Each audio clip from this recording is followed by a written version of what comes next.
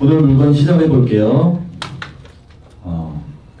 오늘 2건인데 한 분이 9건을 올리셨어요.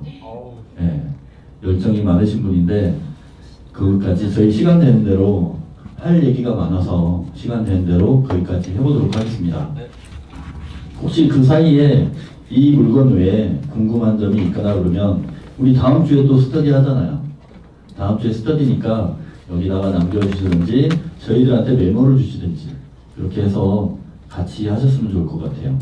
근데 스터디의 기본 개념이 여러분들이랑 같이 보는 개념이니까 최소한 본인의 의문점을 올리셨으면 같이 볼 수 있는, 아니면 내가 조사하는 팁 같은 거, 아니면 내가 조사한 내용 이런 것도 같이 올려주면 좋을 것 같아요. 아시겠죠? 쿨가이님? 네. 시작해 볼게요. 첫 번째 물건은 산사람님 오셨나요? 네, 영상으로 보고 계실 것 같아요. 해보겠습니다. 고양시에 있는 근린시설 선순위 임차인 관련 문의라고 하셨습니다. 안녕하세요. 상가 선순위 임차인 관련 문의드립니다. 본건은 현 소유자가 소유권 이전 등기와 동시에 기업은행 근저당을 설정한 물건입니다. 임차인 현황에 의하면 이제 질문이에요. 바로 질문 들어갔습니다. 임차인 현황에 의하면 현 소유자 홍동표와 임차인 홍지은은 본 물건을 소유권 이전 전부터 전 소유자와 본 물건에서 임차인으로 사업자 등록이 되어 있으며 또한 두 사람은 형제 자매 관계임이 확인됩니다. 풀어서 설명하자면 임차인이 그 물건의 소유권을 취득한 상황입니다. 그리고 두 번째 질문은 현 소유자 홍동표가 본 물건의 소유권 이전과 근저당 설정한 21년 9월 30일에 임차인 홍지은에 대한 임대차 계약 보증금이 당초 0원에서 4,500만 원까지 증액하여 계약하였고 확정일자는 경매 등기 이후에 받은 것으로 되어 있습니다. 이런 내용이에요. 그리고 마지막으로 위와 같은 정황상 형제 간에 짜고 친 느낌이 드는데 이런 경우 낙찰자가 대응할 수 있는 방법이 무엇이 있는지 궁금합니다. 다들 보고 오셨죠, 물건? 네, 보고 오셨는데 이 질문에 대해, 이 내용에 대해서 다들 알고 계실 거라 생각하고, 이 물건은 이 밑에 내용은 경매 정보지 이렇게 캡처해 놓은 거니까 바로 경매 정보지로 들어갈게요. 70653. 잠시만요. 로그인이 안 돼 있어요. 로그인 해놨었는데. 네. 다시. 지우고. 제가 해볼게요. 잠깐만요. 7053 653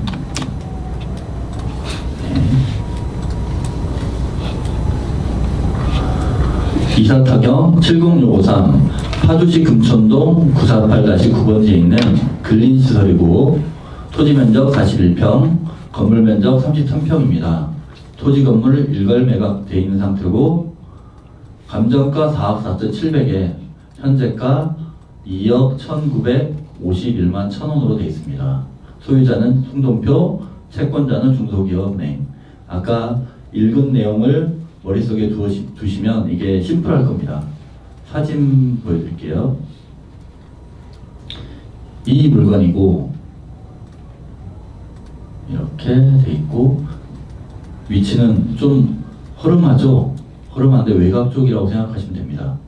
그리고 내부에 이거 냉동고 있고 제시음은 창고, 뭐 이런 거 다 포함되어 있는 거니까 입구는 이렇게 음식점으로 돼 있고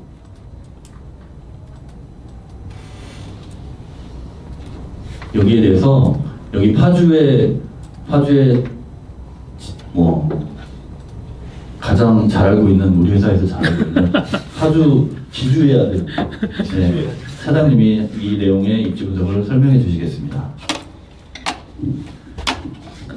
예전에도 많이 설명드렸는데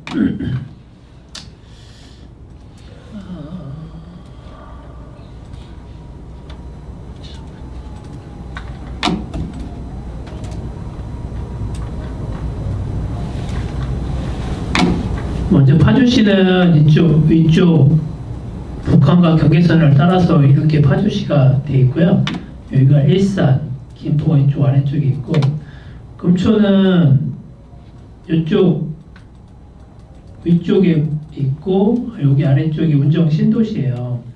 예전에 일산하고 운정 신도시가 없을 때 금촌이 유일한 도심지였어요.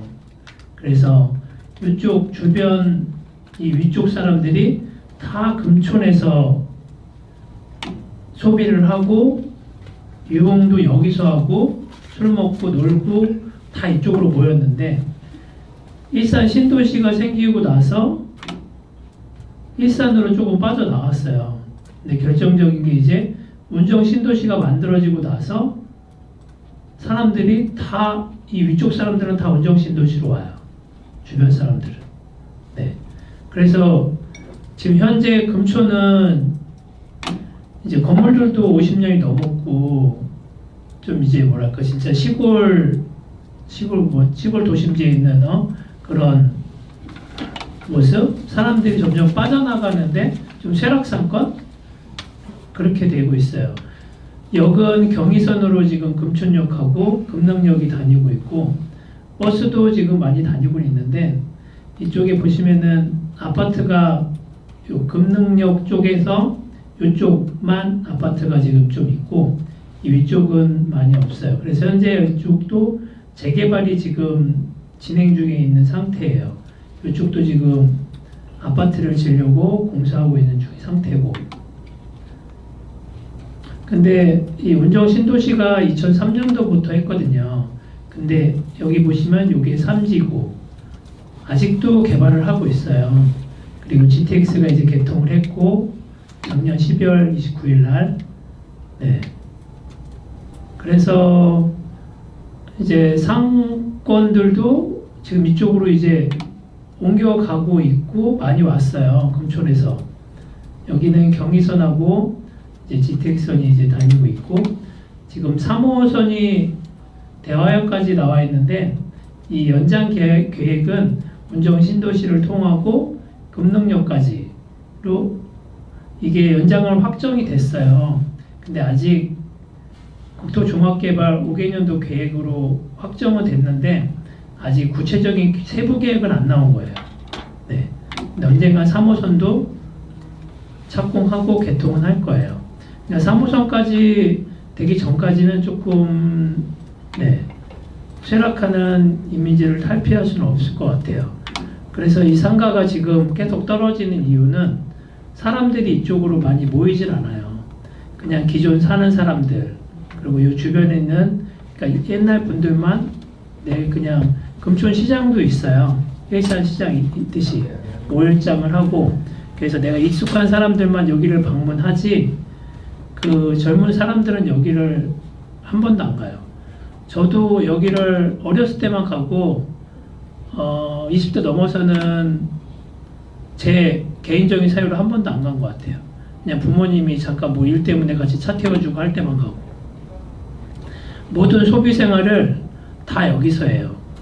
왜냐하면 여기가 다 병원도 여기 있고 뭐 운동시설도 그렇고 마트도 그렇고 기반시설이 너무 신도시가 좋으니까 다 이쪽에서 소비를 하지 굳이 금촌까지 갈 필요가 없어요. 네. 그러한 상권이고, 저번에도 스터디할 때 금능역 쪽에 항아리 상권 많이 얘기했잖아요. 네, 이쪽은 그나마 금능역은 나아요. 네. 여기는 아파트가 좀 많이 있어서 세대수가 받쳐주기 때문에 여기 상권들은 그냥 보통이다. 싸게 낙찰받으면은 더 이상 떨어질 염려는 없고 중간 매출은 한다. 그렇게 생각하시면 되고, 그리고 이쪽 금촌역 쪽에는 여기가 상업지구에 넓게 포진해 있는데 이쪽 상가들이 계속 경매로 나오고 있어요. 근데 낙찰률이 거의 40% 이하. 네. 낙찰 받아도 살리기가 너무 힘들어. 왜냐하면은 세대수가 많고 신축 아파트가 많아서 사람들이 많이 소비를 해줘야 되는데 그런 게 많이 부족해요. 네, 다 운정하고 일산에 뺏기고 있기 때문에 진짜 싸게 받아서 싸게 받는 월세 수준으로 유지한다. 추가로 인테리어 비용 안 하고. 아니면 인테리어 비용 된 곳을 싸게 받아서 내가 평균보다 조금 높게 한다. 근데 또 중요한 건 엑시트 할 때가 문제예요. 내가 매도하려고 할 때는 수요가 없어요. 살려고 하는 사람이. 쇠락상권에 누가 들어오겠어요? 네. 다 원정하고 일산, 김포, 이쪽 신도시 쪽을 상가를 사고 싶어 하지. 그렇기 때문에 진짜 싸게 접근하지 않는 한 수익 내기는 힘들다. 그렇게 판단됩니다. 네, 쇠락상권이라고 합니다. 그러면 이 입찰할 때 좀 고려를 해야겠죠. 그리고 저희 학원에서도 계속 수강한 사람들한테 제가 상담해 주듯이 원칙으로 돌아와 볼게요. 이 물건을 그런 시설을 입찰하려고 하는데 어떻게 권리 분석을 할 것이며 임차인 분석을 할 건지 그 기준대로 볼 거예요. 토지가 41평, 건물이 23평이고 나머지 제시의 건물도 모두 포함해서 일괄 매각된 상태예요. 그러면 출발점은 등기부를 봐야겠죠. 등기부 여기 건물 등기부, 토지 등기부 따로따로 돼 있어요. 우리 뭐 내부 사정, 형제간에 뭐 낙찰 받으려고 작전을 짰다는 이런 거 다 떠나서 우리들은 부동산을 거래할 때 등기부 기준으로 하셔야 돼요. 등기부를 우리가 믿어야지 그 사람들의 내부 사정을 믿을 필요는 없으니까. 이 물건으로 보면 21년 9월 30일 날 홍동표가 소유권을 취득했어요. 매매로. 그리고 그 취득할 때 중소기업은행에서 3억 9천, 실제로 한 3억 4천, 3억 3천 정도의 대출을 받고 이 소유권을 취득한 상태라고 보시면 돼요. 그러면 1순위는 근저당권, 중소기업은행의 3억 9천 근저당권이 되겠죠. 말소기준기가 되고, 그리고 이 물건에서 건물하고 토지는 따로따로 보셔야 돼요. 부동산은 건물도 따로따로 거래가 되고 집합 건물이 아닌 이상은 다 따로따로 되니까 토지 등기부도 따로 보셔야 돼요. 토지 등기부로 보면 보통 중소기업은행이 바보가 아닌 이상 토지에도 동일한 날짜에 이렇게 같이 걸어요. 공동담보로 걸어서 이 물건을 매수했다고 보시면 됩니다. 그러면 등기부 분석은 이 정도만 하면 돼요. 우리 말소기준 등기 찾으면 그 이하는 다 소멸이잖아요. 국민건강보험공단에서 돈을 안 내서 그 다음에 세무서, 파주사무소에서 날아오는데 이 사람은 내가 신경 쓸 게 아니에요. 만약에 신경 쓴다고 하면 선순위 임차인이 있을 때만 신경 쓰시면 돼요. 그러면 임차인 분석으로 가볼게요. 임차인 분석 보면 임차인은 소유자인 홍동표가 그 건물의 79제곱미터를 가지고 있고 14년 10월 1일 날 사업자 등록을 해놓은 상태예요. 소유자잖아, 이 사람은. 소유자니까 이 사람은 대항력이나 이런 걸 논할 필요가 없잖아요. 대항력이라는 것은 임차인한테만 인정된 권리예요. 그래서 소유자의 사업자 등록은 무의미해진 상태예요. 다음에 홍지은, 동생이건 제3자건 상관없이 홍지은이 사업자 등록한 건 20년 6월 3일이에요. 우리 회원님, 질문하신 회원님 입장에서 사업자 등록이 20년 6월 3일이니까 이 사람이 근저당권이 21년 9월 30일보다 앞서니까 이 사람이 대항력 있는 임차인이라고 얘기하신 것 같아요. 근데 사업자 등록이라는 게 세무서에 하는 거잖아요. 홍지은님은 배당 요구까지 했어요. 배당 요구 종기일 이전에 유효한 배당 요구를 하려면 계약서를 제출을 해야 되잖아요. 계약서를. 그럼 임차인에 관련된 사항은 법원에 제출된 상태예요. 그럼 법원에 제출된 상태를 우리가 봐볼게요. 매각물건명세서는 법원이 임차인이랑 등기부랑 분석해서 품질보증서 개념으로 발행하는 거예요. 법원에서 하는 건데 법원 경매니까 우리가 가장 신뢰할 수 있는 보증서라고 생각하시면 돼요. 임차인 볼게요.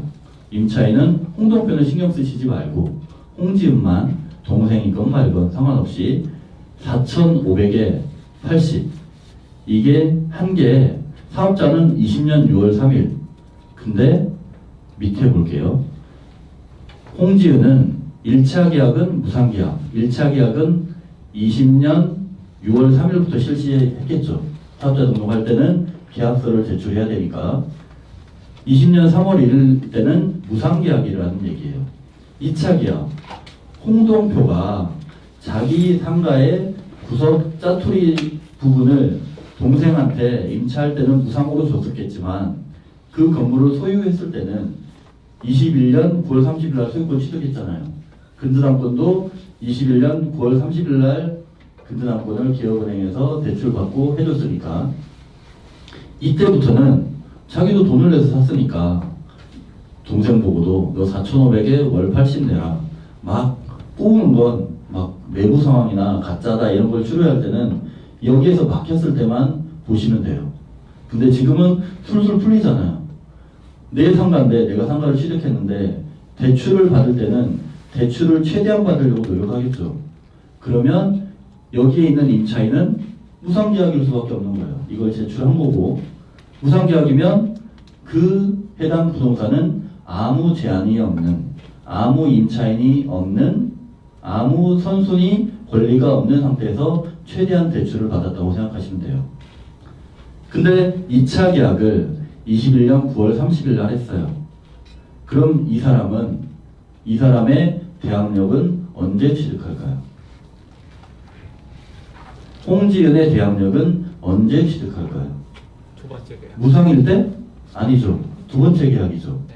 돈이 오가지 않으면 우리가 대항력을 논할 필요가 없어요. 대항력이라는 것은 그 돈을 받기 위한 아니면 임차 기간을 보장받기 위한 그런 권리로 상가임대차 보호법상에 인정된 권리니까 돈이 오가지 않으면 보호하지를 않아요.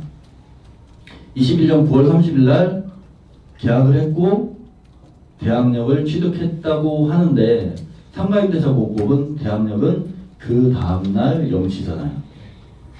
그러면 9월달은 30일이 마지막이니까 10월 1일 정도에 대항력을 취득하겠죠.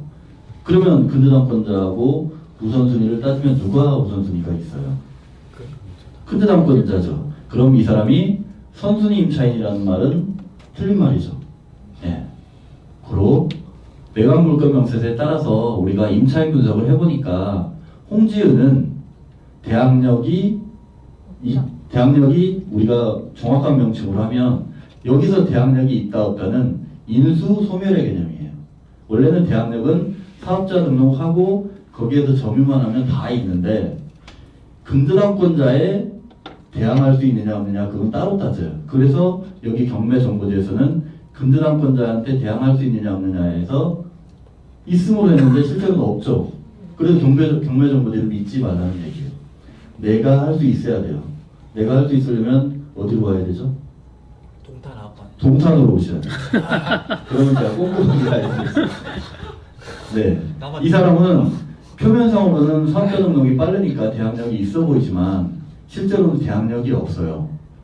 여기 써 있잖아요. 매각물건명세서에 나오는 내용을 2차 계약이 9월 30일 날 이루어졌다는 걸 알아요.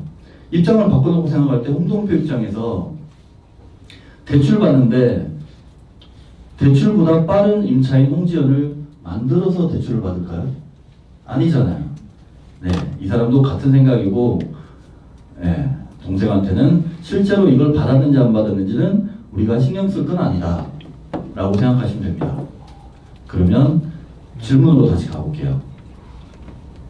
임차인 현황에 의하면 현 소유자 홍동표와 임차인 홍지연은 본 물건의 소유권 이전 전부터 소유자와 본 물건에서 임차인으로 사업자 등록이 되어 있으며 형제자매 관계인데 형제자매라는 게 신경 쓸 필요는 없는 거예요. 그리고 21년 9월 30일에 4,500만 원으로 증액하여 계약하였고 이 사람이 정황간 형제간에 짜고 쳤다고 그러면 굉장히 허술한 거죠. 9월 29일 날 했으면 그래도 짜고 쳤다고 할 수 있는데 그러면 대출이 그만큼 안 나오겠죠. 우리가 입찰할 때는 그냥 평범하게 보시면 돼요. 이 물건을 낙찰 받을 건지 안 받을 건지 우리 차장님이 설명해 주셨듯이 이 일대의 물건은 파주시 금천동에 있는 그 물건은 죽어가는 상권이고 살기 쉽지 않아서 가격이 이만큼 떨어진 거예요. 자기가 사업성이 있고 출구 전략이 있다고 그러면 출구 전략이 있다고 그러면 입찰하시고 이 가격이 싸다 안 싸다는 본인이 수익을 낼 수 있느냐, 임대료를 얼마를 받을 수 있느냐 그 기준으로 순수하게 판단하시면 되고 임차인은 신경 쓰지 않으셔도 된다. 나중에 협상해가지고 명도 같은 거 문제만 해결하시면 된다 생각하시면 됩니다. 질문이 있을까요? 너무 명쾌하죠? 네. 질문 없을까요? 하셔야죠. 쿵짝이 맞아야지. 원장님, 그러면 저기 네, 그렇죠. 무상 임차인이니까 대항력이 없는 걸까요? 돌려줄 보증금이 없는 걸까요? 무상 임차인이니까 대항력이 없어요. 우리 대항력이 대항력을 없다. 설명할 때 유효한 계약서가 존재해야 돼요. 유효한 계약서가 무상 계약서는 안 돼요. 무상 계약서면 안 된다. 우리는 민법에서 네. 우리가 경매의 기준은 재산 문제잖아요. 네. 부동산이니까 돈이 오가지 않으면 우리는 신경 쓰지 않아도 돼요. 무상 임차인 계약서를 제출을 하면 이 사람이 대항력이 없다는 증명을 하는 거랑 똑같이 생각하시면 돼요. 그러면 너무 시세하고 다르게 일부만 갔다 그러면은 돈이 오고 갔다는 부분만 증명되면은 대항력을 만들 수 있는 거네요. 돈이 오가 사업자 만약에 등록이랑 뭐 저기에 시세가 네, 월세 5천에 500인데 네, 월세 100에 아니 보증금 100에 네. 월세 50만 원 네, 이렇게 해가지고 계약서가 있다. 네. 예. 그리고 뭐 그걸 소명할 수 있다 이러면 대항력을 만들 수 있는 그렇죠. 부분이 생기는 거. 네. 예, 작은 금액이라도. 작은 금액 단돈 1원이라도 있으면 아. 시세보다 월등히 저렴하건 비싸건 상관없이 네. 그게 법적인 권리예요. 서류로 말해주는 법적인 권리. 계약서가 존재해야 되고 그 계약서로 사업자 등록을 내야 돼요. 그럼 법원 같은 경우는 그 사람이 내민 계약서만 보는 게 아니고 사업자 등록할 때 제출된 계약서도 같이 봐요. 그래서 신빙성을 증명하는 거예요. 어차피 다투게 되면 법원에서 소송으로 얘기를 해야 되잖아요. 소송으로 얘기할 때는 네. 임차인이 제출한 계약서만 보는 사람은 없어요. 아, 예. 그러니까 이 변화 과정을 자기 임의로 조절할 수 있을 것 같지만 실제로 세무서에 제출돼 있고 이런 공공서류까지 다 주도 면밀하게 친밀하게 조작해야지만 속일 수 있어요. 아시겠죠? 네. 잘 모르겠습니다. 제가 알려드릴 테니까 동산으로 오세요. 또 다른 질문이 없으시면 다음으로 넘어갈게요. 우리 9개 해야 되니까 9개 했는데 9개 내놓으셨는데 좋은 저희 강의 자료로 써먹을 수 있는 그런 것들이 많아요. 그래서 저도 꼼꼼히 봤습니다. 도움 주셔서 감사합니다. 우리 쿨가이님이 여러 물건을 해놨는데 한 건 한 건씩 볼게요. 우리 다음 주에도 있으니까 다음 주 질문 부담이 있으시죠, 다들? 네, 이사님이 압박하실 거니까 질문도 그냥 수준이 높거나 그럴 필요도 하나도 없어요. 그냥 본인이 궁금한, 여러분들 여기 도움 받으려고 오신 분들이지 잘 보이려고 오신 분들이 아니잖아요. 나 이 정도는 돼 하고 자랑할 필요도 없고 내가 이거 궁금하면 우리 같이 이렇게 한번 살펴보고 싶다 하는 물건들을 부담 없이 올려주세요. 네. 그래가지고 해결하면 내게 되는 거잖아요. 이 물건 볼게요. 관심 물건으로 모아두었던 물건들을 이렇게 쏟아내실 때요. 우리 쿨가이님이 관심 가졌던 물건이니까 예사롭지 않은 물건이죠. 네. 임대차 나갔어요? 아직이요. 몇 년째죠 지금? 글쎄요. 생각하기가 싫은데. 쿨가이님의 안목을 믿고 갑자기. 24년 7814 이게 두 가지 물건이 같이 연계해서 보시라 돼요. 위 물건은 전원주택용으로 조성해 놓은 토지인데 전원주택용이래요. 이미 해당 물건에 인접한 도로를 통해 다른 주택들을 건축한 것으로 보입니다. 인접한 도로를 통해 다른 주택들을 건축했습니다. 도로지분 없는 위 토지를 낙찰받아도 건축 허가가 가능한지 궁금합니다. 또 특별히 주의할 점이 있을까요? 두 번째 물건, 이 물건 번호만 틀리고 채권자와 채무자가 동일하다고 생각하시면 됩니다. 7814 동일 사건 번호고 물건 번호만 5번, 2번. 위 물건은 도로 지분과 함께 나온 토지래요. 차이점은 도로 지분이 있는 토지, 도로 지분이 없는 토지. 이렇게 살펴볼게요. 이게 회원님이 써놓은 문제들이에요. 조사하셔가지고 우리한테 현장 모습도 비춰주면 좋을 것 같아요. 7814.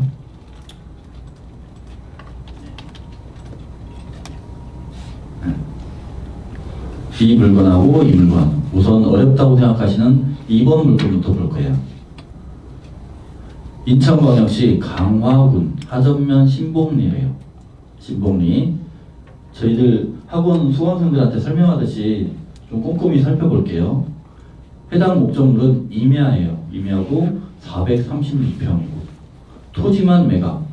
위에는 아직 뭐 별다른 게 없습니다. 부동산 임의 경매고 소유자는 2에이스, 근데 채무자는 2차석. 이렇게 소유자와 채무자가 다른 경우도 있을 수 있어요. 내 물건을 담보로 제공했으면 이렇게 됩니다. 실제로는 2S 산업개발의 2차섭이 대표든지 이해관계자든지 중요관계자든지 그렇게 되겠죠.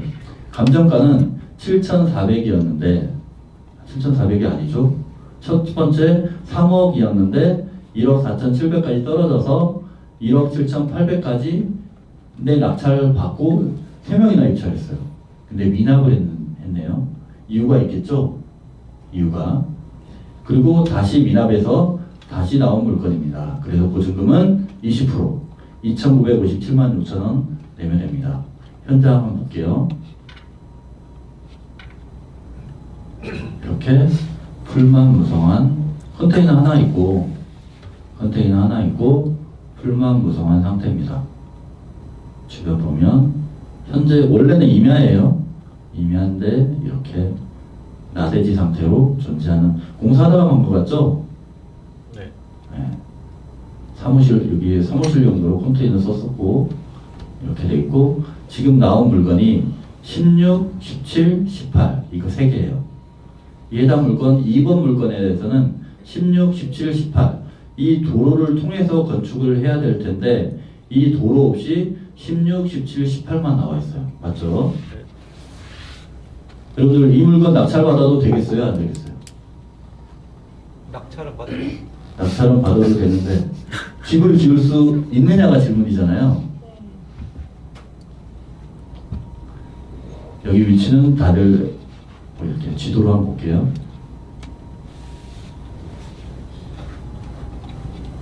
가려져 있네요. 인천광역시니까 도로로 붙어 있고 여기 옆에 있고 택지가 여기서부터 도로가 이렇게 만들어져 있는 상태예요. 제가 오늘 중점을 둘 부분은 제가 아는 부분만 중점을 둘 거예요. 여기 보시면 등기부 분석, 임차인 분석을 해야 되잖아요. 임차인은 나대지니까 없겠죠. 토지만 나와 있으니까 등기부를 볼 거예요. 등기부, 토지 등기부 볼 거예요. 토지 등기부 보니까 여기 생소한 말이 있죠. 요역지 지역권. 승역지는 인천광역시 강화군 하전면 신봉리 632-23. 그리고 소유권 이전이 2S 산업개발이고 대구회사에서 대출을 받았어요. 11억 넘게 했으면 괜찮네요. 그러면 이 건물에 이 16, 17, 18에 건물을 지을 수 있는지 없는지는 이걸 어떻게 해석하느냐에 따라 달라요. 자, 밖에 나가서 잠깐 설명하겠습니다.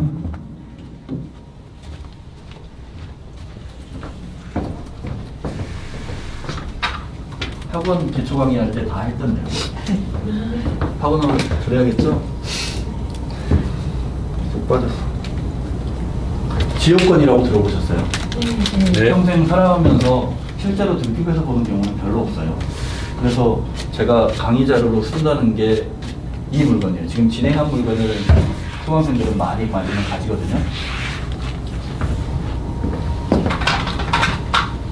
보세요. 지역권.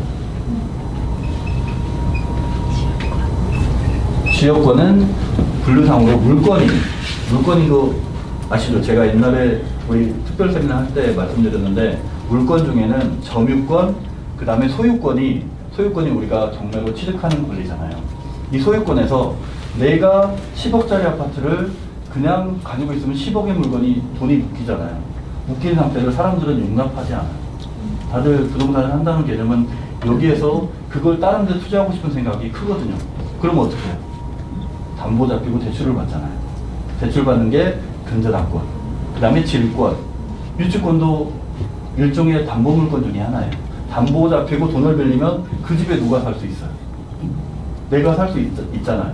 이용권은 안 주면서 돈을 융통시킬 수 있는 게 담보물권이라고 하고, 그 외에 여기는 용익, 사용권을 누구한테 주고 준 상태에서 내가 거기서 돈을 땡기는 거예요. 전세권.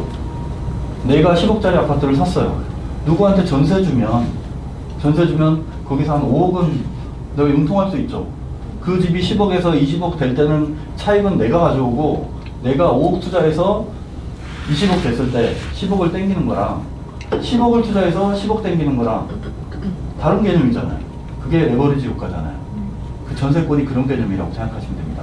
내가 살지는 않더라도 그 집이 오를 걸 감안해서 그 사용권을 남들한테 주고 그 부동산을 취득하는 것이 담보물권이라고 생각하시면 돼요.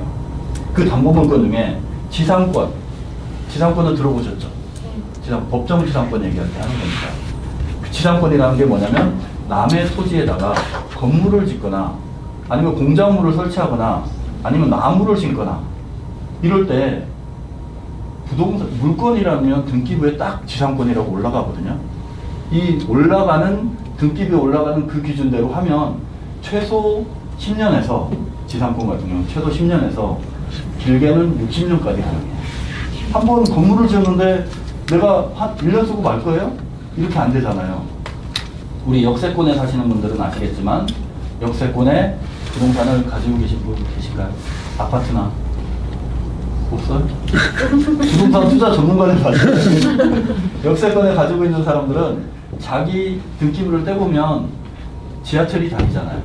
지하철도 지상권이지만 지하, 지상, 공중까지 다 포함하는 게 지상권이에요. 지하철이 다닌다 그러면 지하철 공사에서 모든 땅을 살 수 없으니까 그 땅에다 지상권을 설정해가지고 한 60년 설정이 아주 갱신해요. 지상권이 설정된 등기부를 볼 수 있어요. 지하로. 아니면 한전 철탑이 지나다니는 그런 땅들 있잖아요. 그런 땅들은 공중으로 이렇게 지상권을 설정해요. 아니면 방화동 같은 경우는 항공기들이 이렇게 왔다 갔다 하잖아요. 항공기도 그냥 다니는 게 아니고 공중에서 다닐 수 있는 길을 확보할 수 있는 그런 권리를 밑에 토지 소유자하고 계약을 해요. 이런 게 지상권 기능이에요. 근데 지역권은 뭐냐? 지역권은 우리가 역사가 좀 깊어요. 많이 안 써먹거든요. 근데 여러분들은 나는 배웠으니까 써먹으세요. 내가 누구한테 토지를 담보 잡고 돈을 빌려줬는데 그 토지를 그냥 내가 빌려준 거니까 네가 돈 안 갚으니까 이용하고 싶어 하지 말고 지역권 같은 걸 설정하면 좋아요. 어떤 거냐면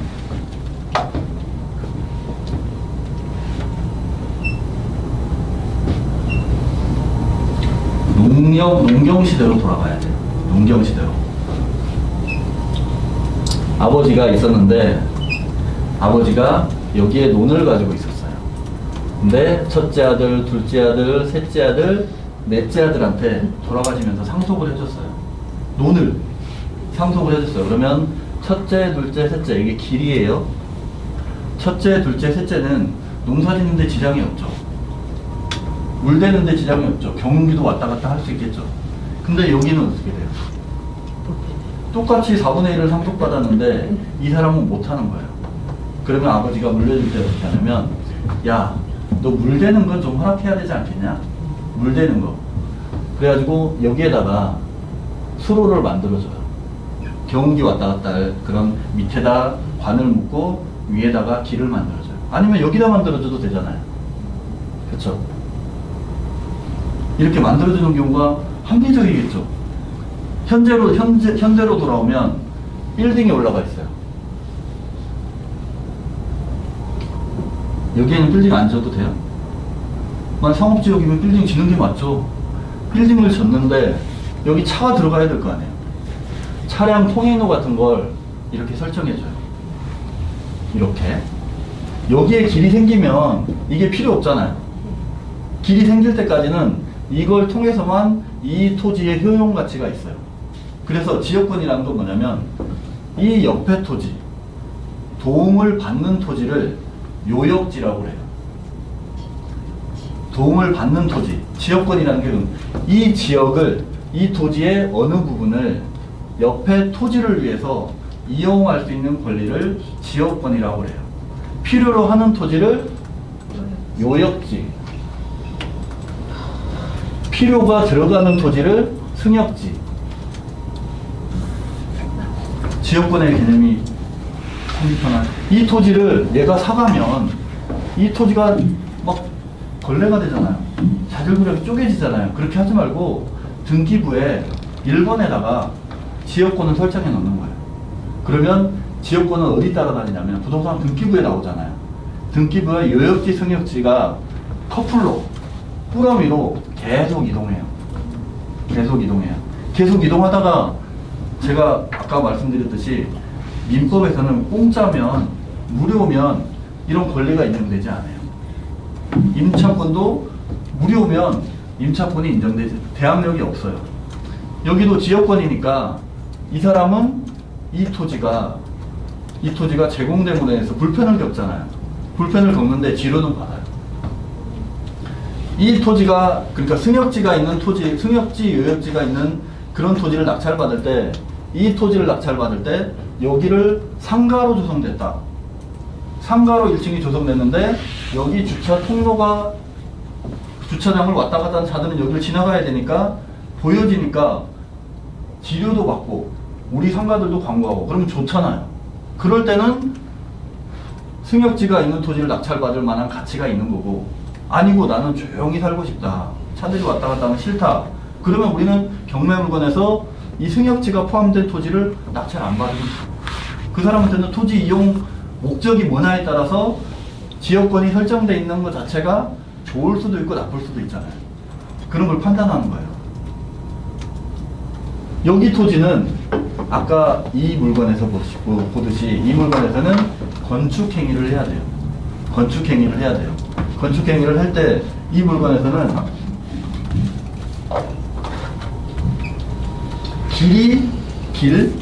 길이 승역지, 여기 주택 3개가 요역지예요. 그러면 이 집을 짓는 용도로 이 지역권을 길에다 설정해 놨어요. 이 집을 지으려고 이 땅에다가, 이 땅이 집을 지으려면 이 땅을 이용해야 되잖아. 길을 이용하려고 승역지로 등기부에 딱 박아놨어요. 등기부에 박아놓으면 이 사람도, 이 길을 취득한 사람도 여기 집을 짓는데 방해가 되지 않아야 돼요. 도와줘야 돼요. 지분 취득하는 거랑 똑같죠? 지분을 따로 취득해야 되겠어요?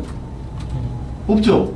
여기에 승역지 지역권이 남아있고 여기에 요역지 지역권이 등기부에 딱 박혀있으면 우리는 이 건물에 건축행위를 하는데 아무 제한이 없어요. 지역권 이해가 되시나요? 질문. 우리 궁금한 거 없으세요? 그러면 저거는 집을 지을 수 있는 땅. 그쵸. 네. 이 건물을 지금 여기 써 있잖아요. 요역지 지역권인데 632-23번지가 도로 전체예요. 632-23번지에 서쪽 582m. 서쪽이면 이쪽이죠. 이렇게. 이쪽으로 갈 일은 없잖아요. 전체를 내가 집을 지을 때 그 용도로, 집을 지은 용도로 이용할 수 있어요. 그러면 궁금해 하시는데 632-32번지의 등기부, 632-32번지의 등기부를 한번 볼게요. 232번지. 632-23번지 등기부가 나오는지 모르겠어요. 저는 떼가지고 왔는데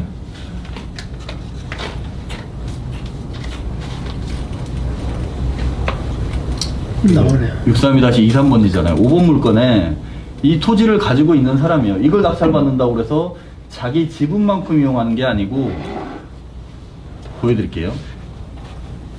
승역지로 돼 있네. 승역지로 돼 있어야겠죠. 승역지로 되어 있을 때만 이 물건을 근데 패키지로 왔다 갔다 해요. 토지에 관련해서 지역권은 요역지만 있고 승역지만 있는 경우는 없어요. 보여드릴게요. 그건 지역권은 뭐라고 그랬죠? 물건은 갑구에 있을까요? 을구에 있을까요? 갑구? 동탄으로 오세요.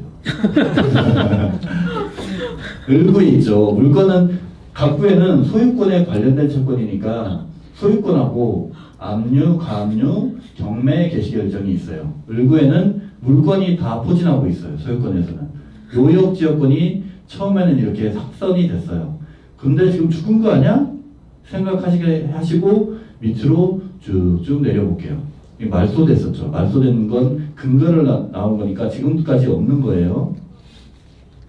이렇게 내려다 보면 근저당권도 없어요. 지상권도 말소됐고 근저당권도 말소됐고, 그러니까 지역권을 설정할 때는 위에 뭐가 있으면, 만약 근저당이 지역권보다 위에 있어, 근저당이 소멸하면 말소 기준 등기에서 그 밑에 있는 건 다 소멸, 지역권도 포함해서. 그렇게 하면 의미가 없잖아요. 따라다니려면 이렇게 회복 절차도 거치고 막 다툰 게 나와요. 근데 이것도 소멸했고 남는 거 보면 아직까지 물건이 하나도 없었죠. 네, 밑으로 내려볼게요. 합병한 도로 850제곱미터에 대한 2기 지역권 설정, 그리고 통행 및 퇴수로로 이 번지에 대해서 이 토지가 지금 개발 중이니까 합병, 분할 뭐 이런 것들을 계속하고 있어요. 그러면 850제곱미터만이 지역권의 목적인 접수. 지역권이 돼 있죠. 20번에 지역권 설정이 돼 있단 말이에요. 어디가? 여기 보면 지역권 변경하고, 여기 보면 17, 18, 19, 16까지 이걸 목적으로, 이게 요역지가 이거고 여기는 필요를 제공하는 거니까 승역지라는 얘기예요. 이해가 되시나요? 이 토지를 이용하는 사람들한테 요역지가 여기고, 여기에 이 도로는 제공돼야 되는 지역권으로서 승역지로 제공돼야 되는 그런 토지다라는 걸 생각하시면 돼요. 그럼 저 도로가 개인 도로예요? 개인 도로죠. 그러니까 너무 지금 경매로 낙찰받을 수 있는 도로예요. 우리가 5번 물건으로 낙찰받을 수 있는 물건이에요. 낙찰받으면 이런 승역지라는 제한을, 딴 사람 이용하는 걸 막을 수 없는 제한을 둔 그런 토지를 취득하는 거예요. 이해가 되시나요? 네, 재밌죠? 네. 지역권이라는 걸 이렇게 등기부로 보니까 실감이 날 거예요. 근데 승역지라고 따로 표기가 안 되는 겁니까? 승역지라고? 네. 그 토지를, 그러니까 우리가 법률 용어지, 아. 승역지라고 표기되는 경우도 있어요. 아, 근데 보통은 정식 용어는 지역권. 우리 막 승역지, 요역지 이렇게 표시되는 건 이제 명칭, 갑, 을 이렇게 표시되는 거고, 실제로 어느 토지를 이용하게끔 해주는 토지를 승역지라고 그러고, 이용받는 토지를 요역지라고 해요. 그래서 여기 이용받는 토지를 우리 물건에서 5번이잖아요. 여기 5번인데 잠깐만요. 네. 여기에 승역권이라고 나올 수가 없죠. 이거는 지금 제공해주는 토지잖아요. 지금. 아니 아까 그러니까 요역지로만 나오는 거잖아요. 등기가 그 도로 등기가 있어요. 음. 도로 등기 본 거 아니에요? 맞아요. 어디나 도로. 도로로 제공될 때 승역지라고 찍히는 것도 있어요. 네. 승역지라고 찍히는데 제공해주는 토지를 승역지라고 얘기할 뿐이지, 그걸 등기할 때 어떤 명칭으로 지역권만 들어가면 돼요. 근저당권이라고 하고, 막 우리 가등기 할 때도, 다음 시간에 가등기 우리 세미나 때 배울 건데, 가등기 할 때도 명칭은 중요하지 않잖아요. 가등기라는 게 된 게 중요하잖아요. 소유권이자 소유권 가등기인 건 확실하잖아요. 네. 담보 가등기인지 구분해야 되잖아요. 그런 것만 중요하지, 실제 명칭은 등기할 때 어떤 이름으로 등기하고 싶은 사람 마음이에요. 근데 내 토지에 지역권이라고 그러면 애매모호하잖아요. 근데 승역지 지역권이라고 하면 뭔가 내 물건이 어떤 사람한테 제공돼야 된다는 그런 개념을 심어줘서 사람들이 좀 꺼리는 건 있어요. 근데 승역지 지역권이라고 설정한다고 해서 안 되는 건 아니에요. 아시겠죠? 아까 도로 등기부 봤어요. 도로 등기부. 그리고 한 가지 더 말씀드릴게요. 여기서 만약에 이 요역지 승역지가 없으면은 이거는 건축 허가를 받을 수 있을까요? 없을까요? 있을 것 없을 같아요. 것 같은데요. 그 뭐야? 디스코 좀 들어가 주시겠어요? 없을 것 같아요. 디스코에서 여기 도로 지분 거기 좀 눌러주세요. 지금 그러니까 요역지 승역지가 없으면은 그러니까 여기 주택단지잖아요. 단지 내 도로인데 이건 사도로예요. 그리고 지금 지분도 없잖아요. 네. 그러면은 건축 허가를 받을 수 없어요. 원칙은. 그렇죠. 네. 도로하고 세트로 돼야 되잖아요. 네. 그래서 옆에가 건축을 했어. 옆집이. 그럼 나도 당연히 건축이 되겠지. 이렇게 생각하면 안 돼요. 난 도로 지분이 없는데요. 도로 남의 땅이잖아요. 디스코에 거기. 네. 소유자 한번 볼게요.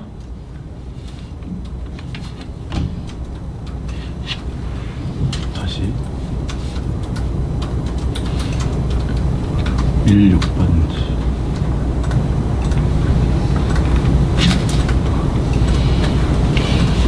어, 23번이잖아. 여기 맞아요. 도로. 여기가 도로. 네, 그거 눌러보시겠어요?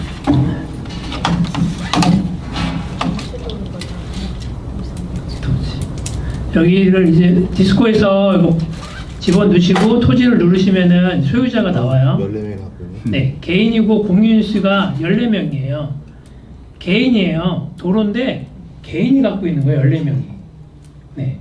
근데 나의 지분은 없는 거예요. 이 사람 14명들은 왜 샀을까요? 네, 건축하기 위해서 산 거예요. 네. 근데 건축을 하려면 이 14명의 동의를 다 받아야 되거나 동의서를 다 건축 허가서를 이제 내려고 지자체에 물어보면 동의서 다 첨부하세요. 안 하는 데도 있고 첨부하라고 하는 데가 많아요. 네. 근데 지분을 내가 샀어요. 그럼 이제 공인수가 15명이잖아요. 내가 지분을 사도 동의서를 받아오래. 네. 근데 한 명이 동의서를 안 해준대. 네. 그러니까 애매해요, 이게. 건축이 돼야 되는데 협조가 안 되면은 그러니까 당연하다고 생각하시면 안 된다는 걸 말씀드리는 거예요. 지분을 샀다 그래서 건축이 되겠네. 허가 나오겠네. 근데 저 도로가 만약에 그 도로대장에 등재되어 있으면은 동의 안 받아도 되는 거죠? 이거 지금 지목이 도로예요. 그러면은 네, 등재돼 있어도 받아요. 동의서 받으라고 그래요. 사도잖아요, 사도. 네, 사유지잖아요, 사유지. 공도가 돼야 되는 거예요. 체납을 하거나 소유가 개인이 아니라 이제 내게 아니라 나라께 돼야 되는 거죠. 우리 큰 도로들은 다 나라 거잖아요. 여기가 나라 국이라고 적혀 있어야 되는 거예요. 아니, 그게 아니라 개인 사도인데 그게 그쪽 도로 없다고. 등재. 네, 도로 등재. 도로 정제돼 의미가 없다니까요. 그 전에 다른 네. 그 물건의 네. 그 건물을 짓기 위해서 도로 등재가 진행이 됐다면 네, 의미가 없다고요. 아, 네, 현실에서는 의미가 없다고요. 이론적으로는 등재돼 있으니까 꼭 안 해도 되는 거 아니야? 근데 지금 개인 거잖아요. 그러니까 도로대장 등재가 되면은 원래 누구나 배달 사용권 수익권을 포기해야 되는 건데 우리는 그렇게 알고 있잖아요. 근데 현실에서 안 그렇다고요. 네. 지금 우리 14명이 소유야. 근데 딴 사람 한 명이 집을 짓고 있어. 근데 무료로 줘. 나는 다 돈 주고 샀는데 어떻겠어요, 기분이? 네. 그러니까 저게 그러니까 나라 땅을 만들거나 공도로 만들고 날았다니까 기부 체납을 하거나 뭐 그런 게 되면 상관없지만 사유지 도로인데 지목이 도로잖아요. 도로대장 등재돼 있어도 현실적으로는 동의서가 제출돼야 된다는 거예요. 내가 지분을 사고 아니면 저거 14명을 다 사버리던가. 네. 그러니까 그걸 명확히 아셔야 되는 거예요. 헷갈릴 수 있는데, 그래서 이게 그냥 무턱대고 사는데 조금 이제 14명인데 동의서가 하나가 안 거치면은, 진행이 좀 늦어지겠죠? 당연히 해주겠지만, 왜냐, 자기도 필요할 거니까. 다음에 뭐, 개축을 하거나, 부시고 다시 지을 때는 동의서가 필요하잖아요. 네, 그렇기 때문에 대부분은 다 해줘요. 근데 시간이 걸린다는 거. 네. 그래서 그렇게 하시면 될 것 같아요. 네. 이거 조금 이게 이론하고 실제하고 이제 지금 차장님이 실제 얘기를 해주신 거예요. 보통은 그렇게 알고 계세요. 도로 등등에 대대 있으면 건축허가 받는데 아무 문제 없다. 이론상으로는 그런데 실제로 가면서 저거 진짜 낙찰받아서 실제로 가면은 대부분의 공무원들이 다 받아라. 네. 그리고 그런 거 내밀잖아요. 아니 이거는 도로대장에 등재되어 있고 필요 없는 거 그런 건 모르겠고 자기는 법률적인 거 저한테 따지지 마세요. 이렇게 나와요. 네. 그처럼 안 건지는 게 좋아요? 네? 하실 때 정확하게 확인을 하고 들어가셔야 돼요. 저 도로가 진짜 체납이 돼서 저 물건에 대해서 갑자기 용어는 그 도로를 갖고 있는 사람이 배타적 사용 수익권을 포기한 물건인지 여부가 중요하거든요. 그걸 누가 판단하냐 이거죠. 보통 그렇게 얘기해요. 따지면 아니 이거 도로대장에 등재되어 있어서 배타적 사용 수익권 포기된 물건이냐면은 그거의 근거가 뭔데요? 라고 그래요. 공무원들. 그럼 그 판결문 갖고 오세요. 다른 걸 내밀어요. 이쪽에서는 이렇게 했어요. 그건 그거고 이거에 대한 걸 갖고 오시라고요. 이렇게 얘기 나오는 경우들이 많이 있거든요. 그런 걸 주의하시라는 거예요. 저런 거 할 때 꼭 이론적인 거는 알고 계시되 실제는 일일이 다 확인해야 돼요. 실제 이 물건 가지고 해당 관청 가서 해당 건축가 가서 이게 가능한지 여부를 다 확인을 하셔야지 안전하다는 거죠. 그렇게 생각하시면 될 것 같아요. 그래서 그런 거 주의하시라고 사장님이 얘기해 주시는 겁니다. 그래서 한 가지 더 말씀드리면은 지금 도로대장에 등재돼 있으면은 만약에 협조를 안 해줘요. 근데 내가 지분이 있고 그랬을 경우 지분이 없어도 상관없어요. 도로대장 등재돼 있으면은 내가 건축 신고 냈는데 만약에 협조를 안 해줘요. 그러면은 이게 건축물은 내 땅에 올라가는 거잖아요. 도로에 올라가는 게 아니라 도로에는 기반시설이 깔리는 거잖아요. 오수, 오폐수, 전기시설 그 지하로 깔리는 거냐. 굴착을 해야 돼. 그거는 시설권 확인에 소를 해야 돼. 소송을 해야 돼. 시설권 확인에 소를 해서 승소 판결을 받으면은 굴착을 할 수 있는 거예요. 네. 그것도 시간이 걸리겠죠? 이해되세요? 무슨 얘기 하시는지? 제가 이거는 경험해 봐서 아는 거예요. 그러니까 만약에 그걸 통과했어. 1차를 통과했어. 건축허가 받았어. 건축에 들어가. 그럼 거기 하기 위해서 상하수도 연결하고 가스 연결하면 땅을 파야 되잖아요. 그럼 굴착허가를 넣으면은 또 동의서를 받아오라 그래. 토지주에. 아니 무슨 소리냐. 건축허가 받을 때 그 건축도로로 해가지고 받았는데 왜 이걸 받았냐. 그건 위에 다니는 거고 땅을 파는 것도 달라요. 이렇게 나온다는 얘기.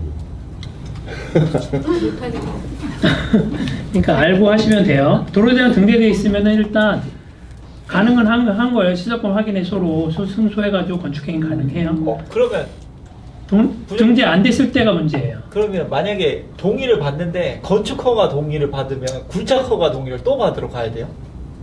아니 동의서 받으면은 그걸 한 방에 그걸 한 방에 써야 되는 돼요. 거죠. 동의해 그때 준다는 문고를 거니까. 준게 아니라 건축을 하기 위한 네. 모든 행위를 위한 네. 동의라는 동의를, 식으로. 네, 그 내용이 문구 안에 중요하겠죠. 네. 이게 되게 포괄적으로 써요. 문구를 그러니까 구체적으로 써서 나한테 유리한지 네. 포괄적으로 쓰는 게 나한테 유리한지를 판단하고 써야 되는 거예요. 네. 그래야 한 번에 그 동의로 네. 모든 걸 해결할 수 이걸 있다. 그래야지 내가 건축허가는. 포괄적으로 썼을 네. 때 해야지 이거 여기도 다 포함된 거 아니라는 걸 주장하고 들어갈 수 있는 거고 상대편 같은 경우에는 내가 내 권한을 제한받는 경우다. 네. 그때는 구체적으로 써야죠. 그러면 이런 거 같은 거에 아까 지역권에 그게 대해서 문제는 없다 그랬는데 이것도 또 건축을 하려고 했을 때 또 저런 승인을 받아야 되잖아요. 안 그래요? 상관없죠. 지역권은 상관없다고 그랬잖아요. 아, 지역은 아니 지역권에- 상관없어요? 이 물건은 죄송합니다. 지역권이 있으니까 문제가 되지 않고 지역권이 없다는 가정하에 아, 없다는 가정하에. 없을 때는 이렇게 하셔야 그럼 된다. 아예 저런 건 안 받아야 되겠네요. 받고 저런 나서는 게 일이 의혹이 있는 거 예. 있으면 아무 제한이 없거든요, 저건. 그러니까 그런 저런 저런 지역권이 거 없을 때는 네. 만약에 저기에 경매를 나왔다 그러면 안 받아야 되겠네요. 그쵸. 그 진입하는 도로에 대한 권리를 따지셔야죠. 내가 이거를 사용할 수 있는지 없는지 그걸 확보를 하셔야죠. 그 땅만 그러니까 토지를 받으실 때는 그 땅만 생각하시면 안 돼요. 그게 우리가 받기 전에는 알 수가 없잖아요. 그 전에 조사를 해야죠. 왜 지분 등기 떼어보면 소유자 나오잖아요. 예. 여기가 지금 도로가 개인이잖아요. 개인 소유니까 이런 동의나 이런 게 복잡한데 만약에 국유지라든지 그러면 또 문제가 안 되고 동의 소유자가 한 명인데 내가 취득해가지고 협의가 가능하다 싶으면 아니면 내가 지분을 사오는데 지장이 없다 싶으면 이런 지역권이 없더라도 충분히 취득할 값어치가 있다고 생각하시면 되죠. 다 비용 문제거든요. 비용 문제. 그러면 저기에 그 네. 추후에 요역지로 추가될 수도 있어요. 어디에? 그러니까 저기 지역권 설정된 땅 도로에? 야, 그거를 이용하고 싶어 내가 옆에 다른 땅인데. 돈 내면 되죠. 그러니까 그럼 돈 내면 그냥 요역지 지역권 설정 계약을 맺고 등기부에 지역권 올리면 되죠. 근데 이미 근저당권이 돼 있으면 네. 등기를 앞으로 당길 수는 없잖아요. 네. 근저당권 뒤로 가는 거죠. 그러면 내가 지역권을 설정했어도 내가 이 토지를 팔 때쯤이면 팔려고 하면 후순위 있는 지역권이잖아요. 그만큼 상대방한테 매력적으로 보이지는 않겠죠. 최선순위면 내가 어떤 식으로 팔아도 건축할 수 있는 토지구나 라고 생각하겠지만 그 승역지로 제공된 토지가 경매로 넘어가든 누구한테 팔든 그러면 후순위니까 언제든지 사라질 수도 있는 거죠. 이해되시나요? 그래서 저렇게 주택지로 개발되다가 하는 경우에는 주의할 점들이 많이 있으세요. 저런 걸로 골치 썩이시는 분들이 꽤 많이 계시거든요. 그리고 항상 저렇게 보면은 저기에 관련된 사람들이 많잖아요. 공사업자부터 시작해가지고 하면 되면은 땅 등급 그러니까 저런 거는 경매 등급처럼 이런 루건으로 권리를 가진 낙찰보고 사람이 끝난다고 지분 가진 생각하시면은 것보다 더 크고 안 하셔야 돼요. 그 이외에도 결국에는 해결해야 될 지역권이 문제들이 계속 지어지는 생길 수 대신 있다는 거를 싸게 살게 염두에 해주는 두셔야 거죠. 돼요. 보통 저런 경우에는 도로를 보통 팔아야 낙찰받고 하게 되면 꼭 가면 누군가가 길 막고 있어요. 그래도 독립법 보면 건축하면 누군가가 길을 그러면 막고 법을 있어. 모르죠. 길을 막고 공사를 하려면 막 그 방해해. 그런 경우들이 등기부 되게 볼 줄 알아요. 대부분이거든요. 그러니까 그런 거를 좀 조심을 하셔야 돼요. 네. 우리 원칙하고 예외를 잘 구분하셔야 돼요. 이 물건은 아무 문제도 없는 거예요. 위의 물건 같은 경우는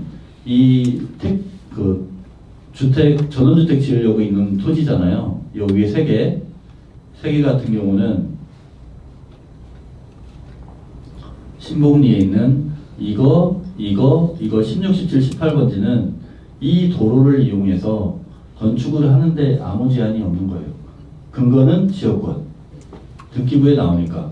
우리 가장 출발점이 등기부잖아요. 등기부에 명확히 나왔으니까 문제가 되지 않는 토지고, 두 번째 물건. 5번 물건은 이 사람이 취득하는 토지가 여기 이 38, 26, 25는 그냥 임야고 아까처럼 16, 17, 18처럼 건물로 주택을 짓기 위한 토지고 이 도로만 지분이잖아요. 도로 지분인데 이 지분 또한 지역권이 설정된 도로 지분이니까 이 물건을 5번을 낙찰받는 사람들은 이런 지역권의 제한을 받는 토지를 낙찰받는 거라고 생각하시면 됩니다. 남이 이용한다고 야 이용료 내! 안 돼요. 지역권이 있어요. 라고 되는 거예요. 그러니까 제한을 받는 토지고 앞에 토지는 지역권의 권리를 가지는 토지고 그렇게 생각하시면 됩니다. 이거와 관련해서 또 하나 따져볼 게 여기 보면 건축 허가가 난 토지로 건축 허가 명의자로부터 협의하여 이 물건은 지금 건축 허가 내역이 이렇게 단독주택 건축 허가가 된 상태예요. 이걸 건축 허가를 승계받거나 해당 건축가의 허가 취소가 가능한지 확인하신 후에 입찰 참여해야 되겠죠. 저도 건축과 통화해서 이 내용을 확보해 놨으니까 한번 보시고 이거 관련돼서 우리 실무 담당하는 부장님이 여기에 대해서 사례를 한번 설명해 드리고 오겠습니다. 저게 뭐냐면은 보통 저런 거 보시게 되면 땅을 다 잘 다져놨어요. 그래서 많이 보시는 경우가 있거든요. 아, 땅 잘 만들어갖고 진입도로 잘 있으니까 건축만 하면 되겠구나 생각을 하시는데 보통 저런 경우에 이제 세 가지로 나눌 수 있는데 땅이 있고 건축 허가는 돼 있는데 건축 허가만 돼 있고 아직 공사를 안 했어요. 그냥 맨 땅이야. 그런 경우가 있고 건축하고 착공 신고까지 들어갔어. 이건 미리 다 손톱 다 조사를 기존에 하셔야겠죠. 착공 신고까지 했는데 아직 공사는 안 했어. 세 번째는 건축 허가 돼 있고 착공 신고까지 하고 가보니까 뭔가 공사를 했어. 지하도 뭔가 공구리도 치고 뭔가가 있어. 근데 완성은 안 돼 있어. 이런 경우로 볼 수가 있거든요. 첫 번째로 건축 허가만 돼 있는 경우에는 좀 간단해. 내가 낙찰을 받으면 다른 건 다 제외하고 이제 낙찰을 받았어요. 근데 건축 허가를 확인을 할 수가 있거든요. 어떻게 집을 짓겠다는 게 다 구청에 담당 구청에 들어가 있으니까. 그럼 방법은 두 가지죠. 그 건축 허가 기존에 있던 거를 내가 승계 받아서 그대로 이제 지으면 돼요. 그럼 건축 허가 다시 받을 필요가 없으니까 그냥 그대로 지은 경우가 있고. 근데 그 건축 허가를 받은 사람이 있잖아요. 기존에. 그 사람한테 승계를 받아와요. 그 사람이 넘겨줘야 되거든요. 그걸 그냥 넘겨줄까요? 네, 뭔가 대가를 지불하셔야 돼요. 그럴 경우에는 넘겨받을 수가 있어요. 그러면은 그 기존에 있던 걸 건축 허가를 승계를 할 수가 있고, 두 번째는 이 건축 허가 받은 게 마음에 안 들어. 이대로 나는 짓고 싶어. 새로 할 거야. 하면은 기존에 있던 거를 없애야 되잖아요. 그러면은 건축 허가만 돼 있으면은 담당 구청의 건축가에 직권말소 신청을 할 수가 있습니다. 이 이유는 건축 허가는 돼 있지만 그 건축 허가는 그 토지의 소유권에 기반해서 건축 허가를 내준 거거든요. 근데 지금 토지 소유자가 바뀌었잖아요. 그럼 이 건축을 할 수가 없어요. 토지 소유자가 내가 이 건축을 하지 못하면 그 이유로 건축 허가 그 직권말소를 신청할 수 있으면 할 수 있고, 담당 공무원은 그걸 확인해서 그래서 직권말소예요. 담당 공무원의 직권으로 말소를 할 수 있거든요.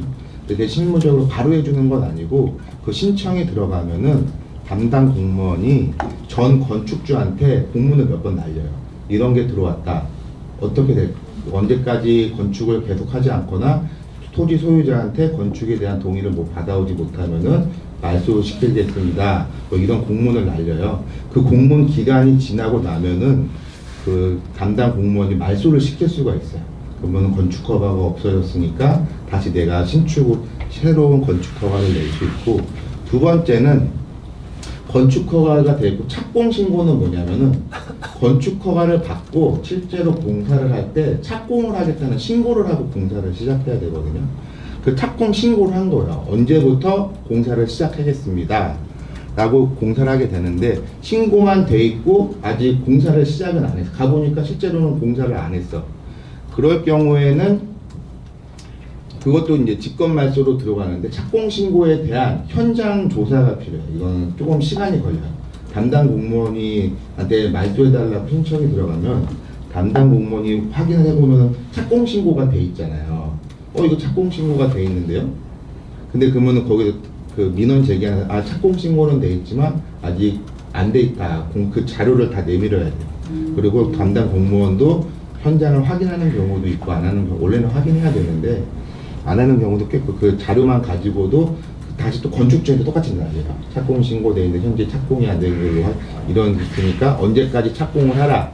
뭐 이런 식으로 안 되면은 하겠다. 이런 절차를 거쳐서 하실 수가 있고, 가장 골치 아픈 게 착공 신고도 돼 있고 착공이 돼 있어요. 실제 가면 보통 그 밑바닥 공사까지 해놓는 경우들이 많거든요. 밑에 기반 콘크리트까지 깔아놓고 공사가 들어가 있잖아요. 실제로 공사를 했잖아요. 그런 경우는 어떻게 하냐면은 직권말소는 안 되고 그 공사가 그 건축이 불가하다는 사유를 근거로 해서 말소 신청을 하게 되면은 담당 공무원이 이거를 그 기간이 있어요. 일정한 소유권이 바뀐 일정한 기간이 돼야 되고 일정한 기간 동안 이게 공사가 불가하다고 판단이 될 때 그 판단을 누가 하냐면은 담당 공무원이에요. 근데 보통 그게 보통 6개월에서 1년 정도 시간이 소유권을 가지고 6개월에서 1년은 지나야 돼요. 내가 소유권 취득했다고 한 달 있다가 신청했다고 그렇게 짧은 기간 가지는 안 되고 최하 한 6개월에서 1년은 지난 다음에 팔아. 6개월에서 1년이 지났는데도 공사를 못하고 안 하고 있다. 이건 공사가 불가한 거다. 그러니 이거를 말소해달라 하게 되면은 담당 공무원이 바로 하는 게 아니라 청문회를 합니다. 건축 그 청문회를 열어서 이거를 말소를 할지 안 할지를 청문회를 통해서 결정을 하게 돼요. 그런 절차들이 있거든요. 그래서 제가 그때 그 마지막 것까지 이제 말소할 때 보통 2년 반이 걸렸어요.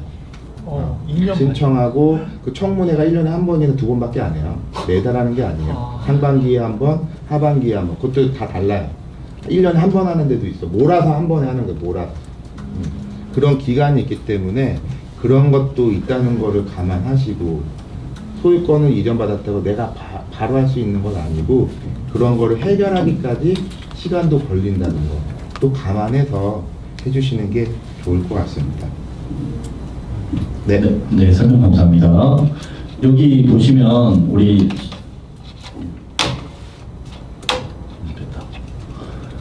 건축 허가를 승계받거나 우리 채무자가 이미 망해서 나온 물건이잖아요. 망해서 나온 물건이니까 특정하기가 쉽지 않을 거예요. 승계받지 못하니까 부장님이 말씀하신 여러 과정들이 작용하는 거예요.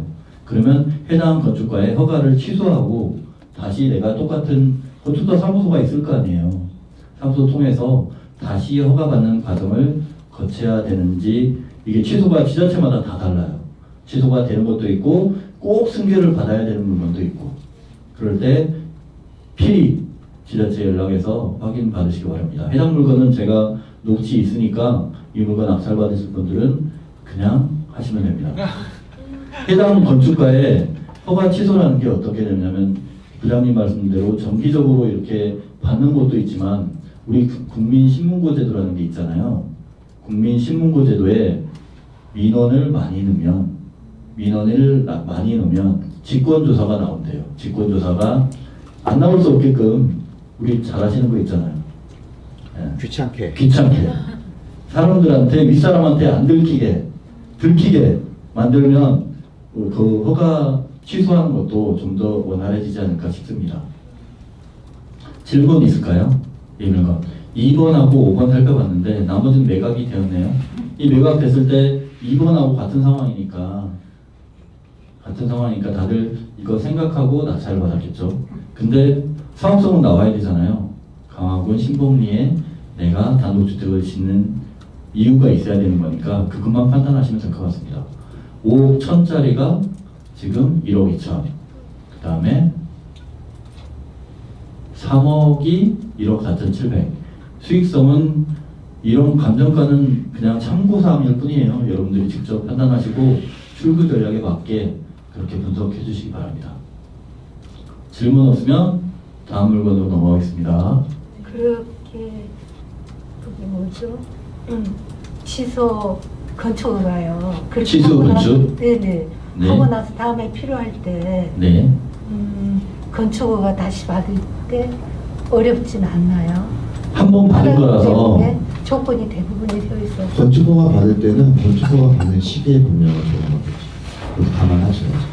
기존에 있던 건축허가는 그 건축허가를 받던 시기의 법령을 적용돼서 건축허가가 나온 거예요. 네. 근데 그게 뭐 건축허가가 뭐 1, 2년 생기고 한 4년, 5년 그 중간에 건축법이 막 개정되고 변경됐다. 그러면은 변경된 걸로 적용을 해요. 그러면 면적이 줄어들 수도 있고 뭐 간격이 줄어들 수도 있고 그런 건 당연히 있는 거죠. 그런 건 감안을 그거는 먼저 다 짚어봐요. 그러니까 보통 저런 걸 할 때 바로 하는 게 아니라 있으면은 건축사무소, 관계구청 다 확인을 해봐요. 내가 건축을 할 생각이다. 그럼 미리 다 이거에 따라서 어떤 건축물이 나올 수가 있고 하는 거를 확인하고서 들어가셔요. 한 가지 더 말씀드리면은 토지 낙찰받기 전에 내가 진짜 실사용하고 투자할 거라면은 근처 그 지역 건축사 찾아가서 돈 내고 상담을 받는 게 맞아요. 몇 억짜리 사는데 몇십만 원, 몇백만 원 아끼자고 중요한 실수를 하면 안 되잖아요. 단독주택 같은 경우는 문제가 없지만 이 공장 건축 같은 경우는 지역이 지금 성장관리 계획 이걸 지자체마다 다 하고 있어요. 그래서 예전에는 산업존이었는데 현재는 주거존으로 바뀐 데가 있어요. 그런 데는 공장을 신축 못해요. 그러면 몇십억이 그냥 날아가는 거예요. 땅 가치가 예전에 30억이었는데 주거존으로 바뀌면 10억으로 떨어질 수도 있는 거예요. 주택밖에 못 지으니까. 네, 그러니까 그거는 중요하겠죠. 그래서 건축사를 필히 방문해야 돼요. 아시는 건축사한테 좀 이렇게요 물어보던가. 네. 우리 멤버십 현 중에 건축사분 계시거든요. 그분이 우리 수업 때 명언이 있어요. 불가능한 건 없다. 돈이 얼마가 드느냐가 문제다. 건축사한테 맡기면 안 되는 건 없대요. 용도 지역은 안 되잖아요. 그러니까 미리 확인하. 한번 그리고 이 물건은 건축 허가가 난 상태잖아요. 예, 그러니까 딴 거보다는 이거 건축 허가 난 건축사 사무소 찾아가면 더 유리하겠죠. 일종인데 2종으로 지을 수 있단 말씀이십니까? 건축사가 말하는 걸 저는 신뢰해요. 잘하는 사람이 말하는 걸 신뢰해요. 아파트를 올릴 수 있다는 말씀이십니까? 돈만 주면 내가 1,000억 기부하겠다면 해주겠죠. 우리 재력가 되네요. 1조 기부하겠다면 해주겠지. 그게 돈이 문제고. 기부하고 이 물건은 이제 해결이 된 거죠. 저렴하게 낙찰받을 수 있다면 어떻게 수익할 수 있을지도 한번 얘기해 볼까요? 지료를 받으면 됩니다. 저렴하게 낙찰받을 수 있다면 싸고 좋은 것 같은데? 네. 위치도 괜찮고. 세 번째 물건 할게요. 하나, 두 개 했어요 이제. 하나, 둘, 셋. 다는 못하고 한 5개만 할게요. 다음 주에 또 해야 되니까. 73716. 73716.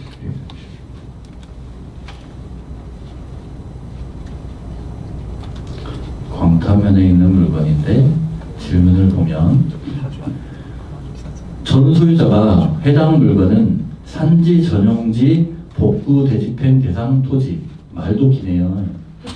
토지라고 신고했다는 내용이 있습니다. 2011년에 공장으로 건축 허가를 낸 것으로 보인다고 하는데 누가 외곽물건명서에 이렇게 나와요. 아직 건축물은 없는 것 같습니다. 위 토지에 공장 등 건축을 할 수 있다면 현재 가격이 저렴해 보입니다. 공장 등 건축이 가능하고 집가가 시세보다 저렴하다면 괜찮아 보이는데 또 특별하게 알아봐야 할 게 있을까요? 이 물건을 가보시거나 한 건 아니죠? 네, 가보죠. 네. 네, 한번 볼게요. 네? 산지 전용 복구 대집행 대상부터 한번 살펴볼게요. 물건 보면서 해당 토지는 파주시 광탄면 마장리 362-7번지에 있는 임야 394평이래요. 볼게요.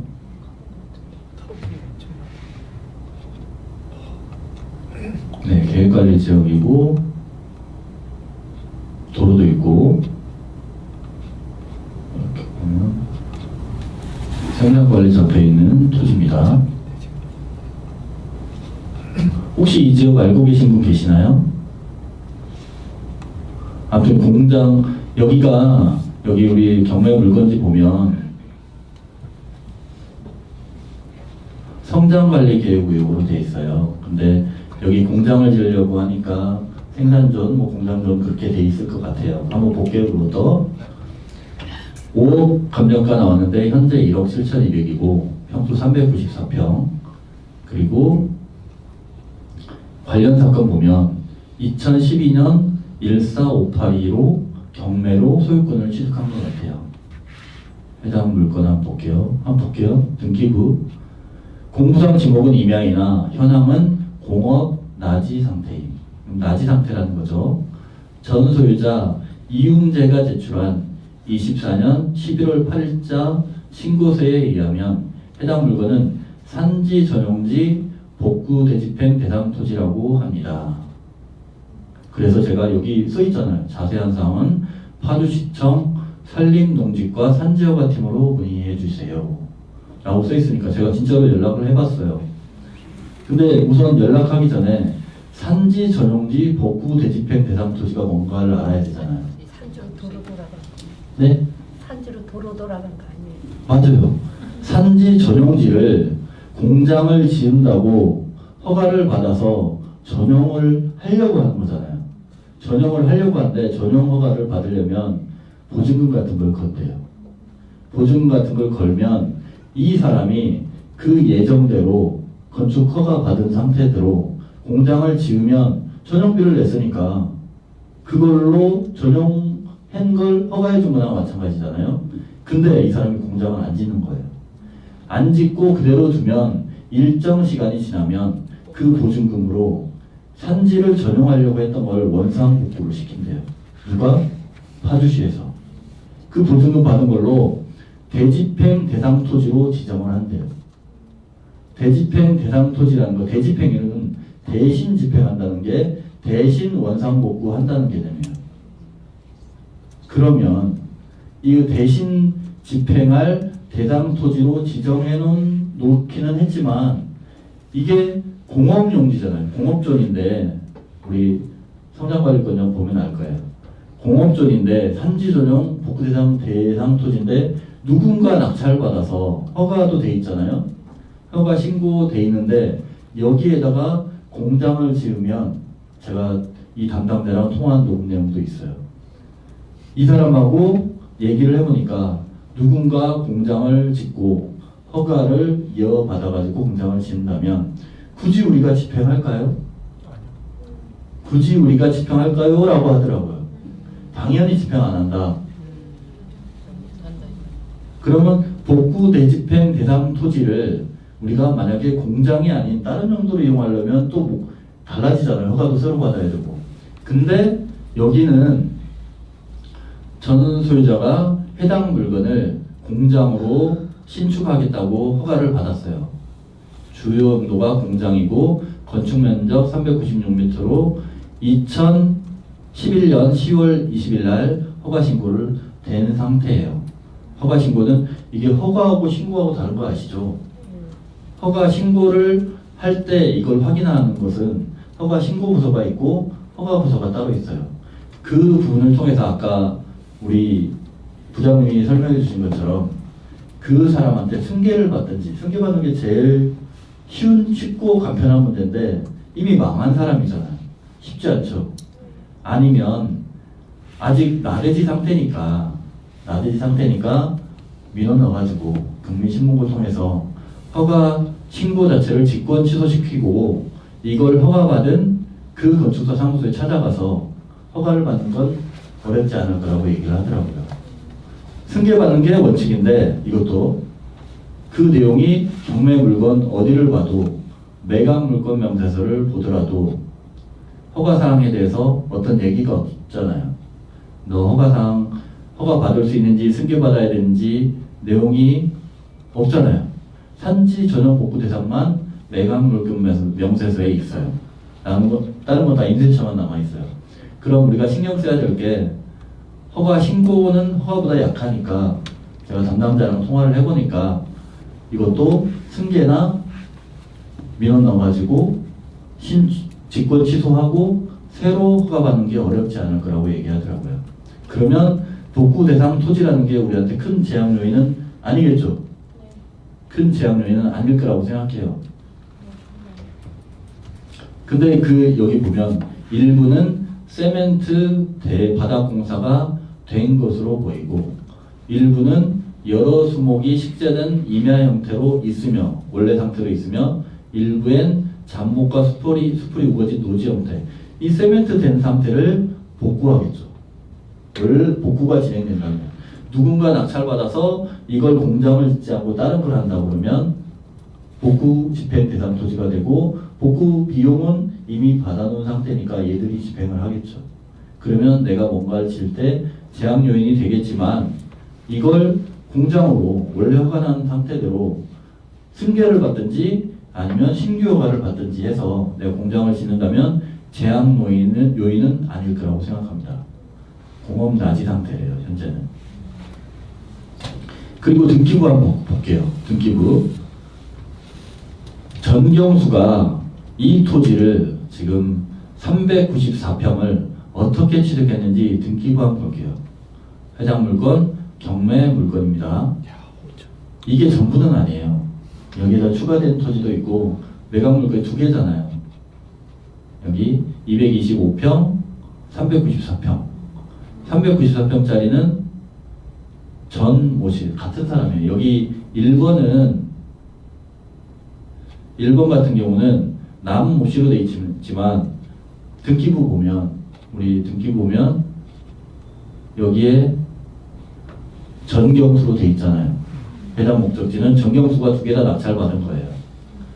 2개 다 낙찰받았는데 이 사람이 낙찰받을 때 5,900에 낙찰받았어요. 5,900.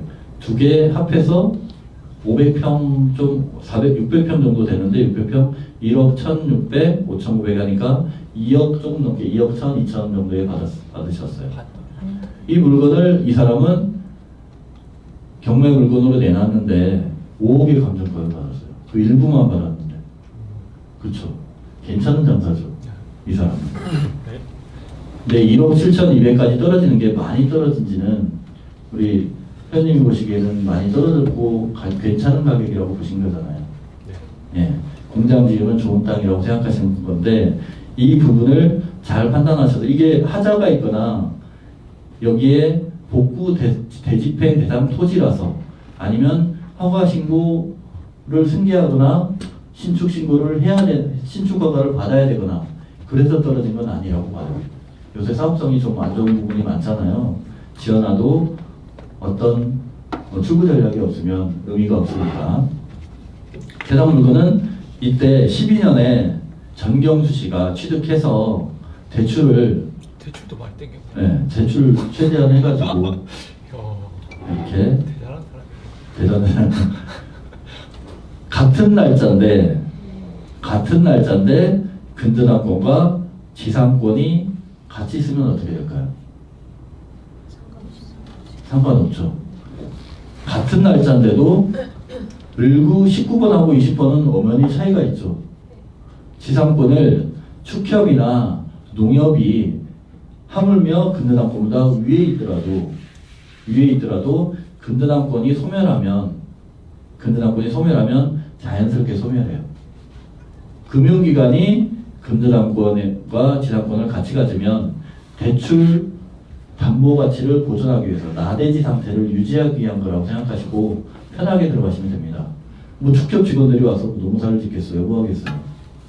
그렇게 편하게 생각하시면 되고 그 외에 딴 사람들이 이 권리관계가 다르게 지상권이 위에 설치되어 있으면 밑에 있으면 당연히 말소인기한은 다 소멸하니까 신경 쓰시지 말고 위에 있으면 그때는 지상권을 해결해야 되는데 해결할 때는 이 존속기간하고 기간 그리고 보증금 세상에 공짜 지상권은 우리가 보호해줄 필요는 없거든요. 보증금을 받는다는 개념, 지료를 받는다는 개념은 확인하시고 그걸 받아서 내가 그걸 만들면 손해가 아니라고 생각할 때만 지상권이 선순위일 때 들어가시면 됩니다. 이건 참고사항이고 우선이니까 자연스럽게 소멸하고. 이 물건에 대해서 질문이 있을까요? 한숨 치면 질문이 나오기 위한 준비가 됩니다. 그럼 실제 네. 최저가 수준의 낙찰받으면 네. 가치가 있을까요? 투자할 만한 가치가? 투자를 땅만 사가지고 네. 지키고 있는 건 아니죠. 어떤 걸 하려고 받으셔서 뭐 하시려고요? 아, 그게 궁금해요. 그대로는 받으셔서 그냥 네? 땅 그대로 팔려고. 땅 그대로? 네. 사람들이 보는 눈은 똑같아요. 살 사람들이 이 사람 얼마에 샀는지 보고 있는데 100만 원이라도 벌어보려고. 100만 원이라도. 기름값 안 나옵니다. 그 200만 원. 그럴 바엔 다른 거 그냥 맨 땅 사시는 게 낫지 않을까? 다른 거요?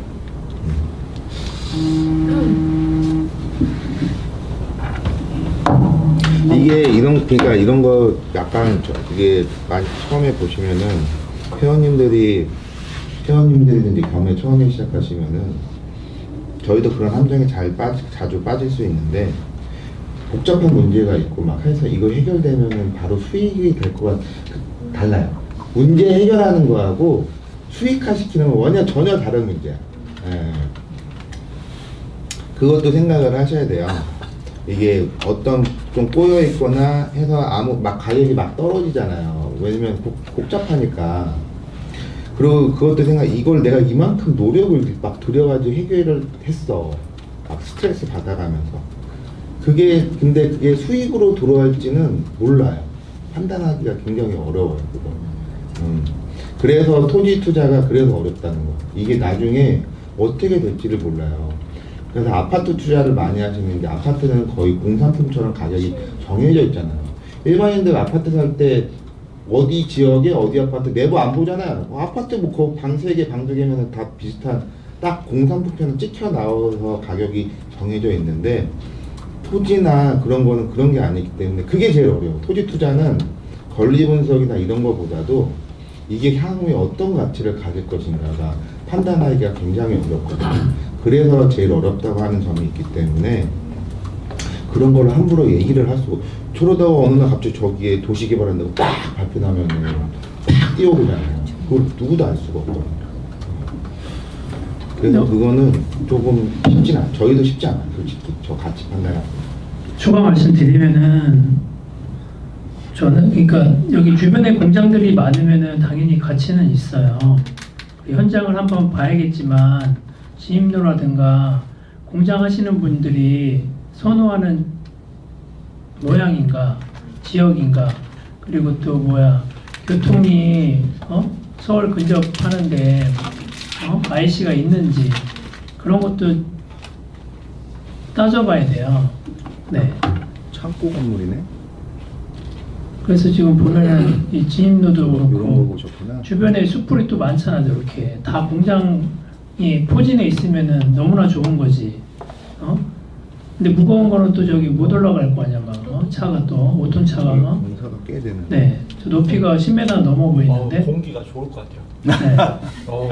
공전지대 공기. 네. 그러니까 상공대기에 있는 거 뷰도 아직까지 좋을 왜 뷰도 좋을 것 같아요. 창고가 안 지어졌는지 그거를 판단해 봐야 돼요. 네, 수요가 많으면 벌써 다 공장이 다 포진해 있어요. 내 땅 빼고는. 네. 그러면은 리스크는 없겠죠. 그런 상태라면.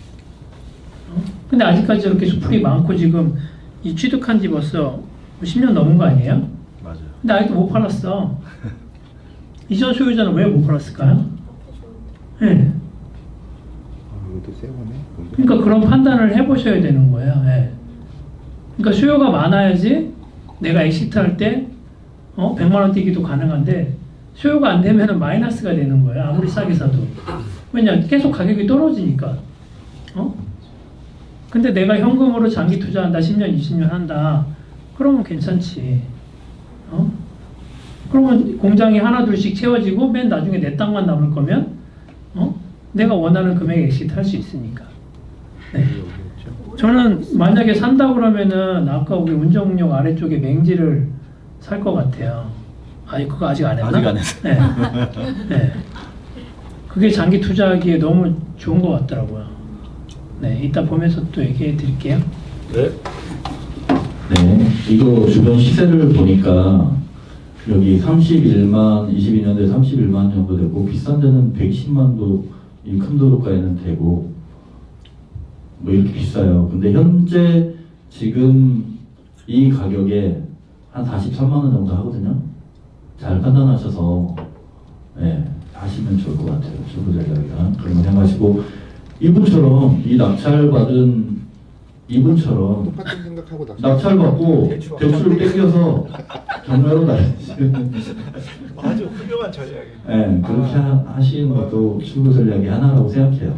저는 저거 보면서 좋은 거 지금 13년도에 저분이 낙찰 받았잖아요. 왜 저걸 그대로 놔뒀을까?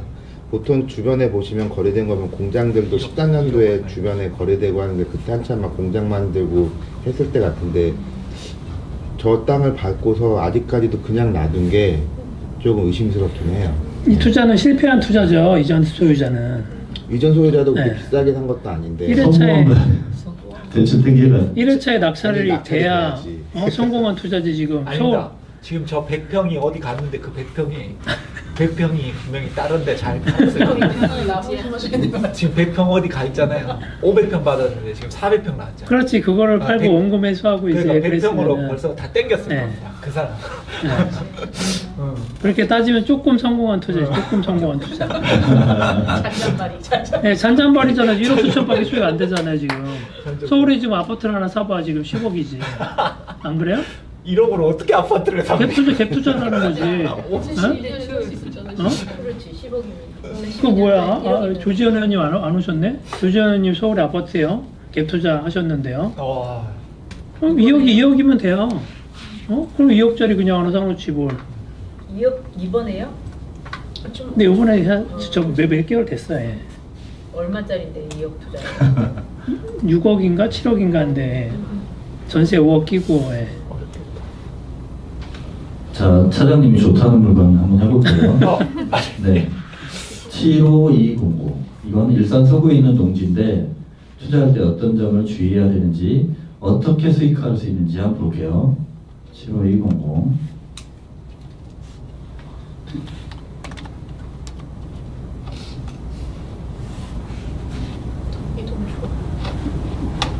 덕이동에 있는 토지고 농지고 618평이네요. 토지만 매각됐고 농지니까 감정가 20억. 아, 우와. 20억인데 자꾸 떨어져서 5억이 되었어요. 5억이 되었어요. 스케일이 남다르시죠.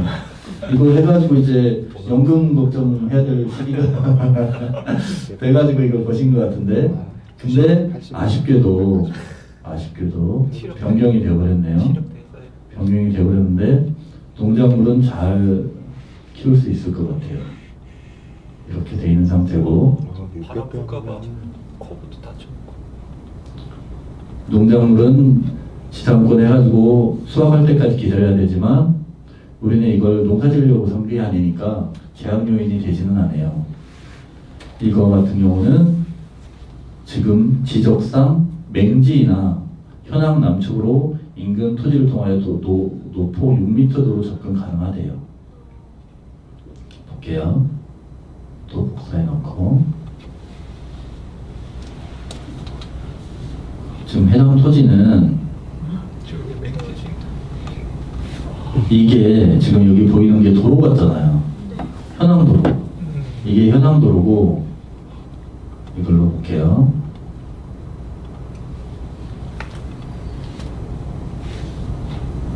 여기 보면 여기 지금 도로랑 접한 땅이 국유지예요. 국유지. 사진 지도 보려면 이거 보면 지금 보시는 것처럼 도로가 막 일사불란 이렇게 돼 있지 않고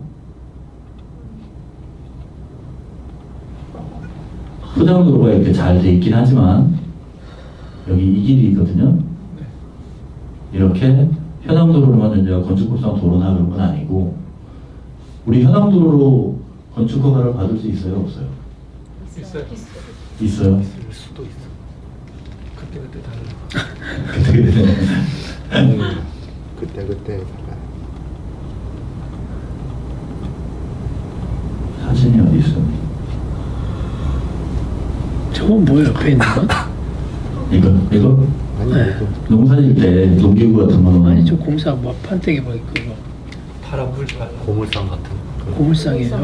그런 비슷한 거. 장막을 쳐놨네. 차장님 이거 좋다고 한 이유를 한번 설명해 주세요. 네. 맹지예요, 맹지. 가격이 떨어진 이유가 맹지라서 떨어지는 거예요. 네, 농지원금 안 되는 걸 아시죠? 네. 네, 도로에 붙어 있지 않는데 되려면은 동의서 제출하면 된다 그랬죠? 네. 네, 나라에서 동의서 받아오면 돼요.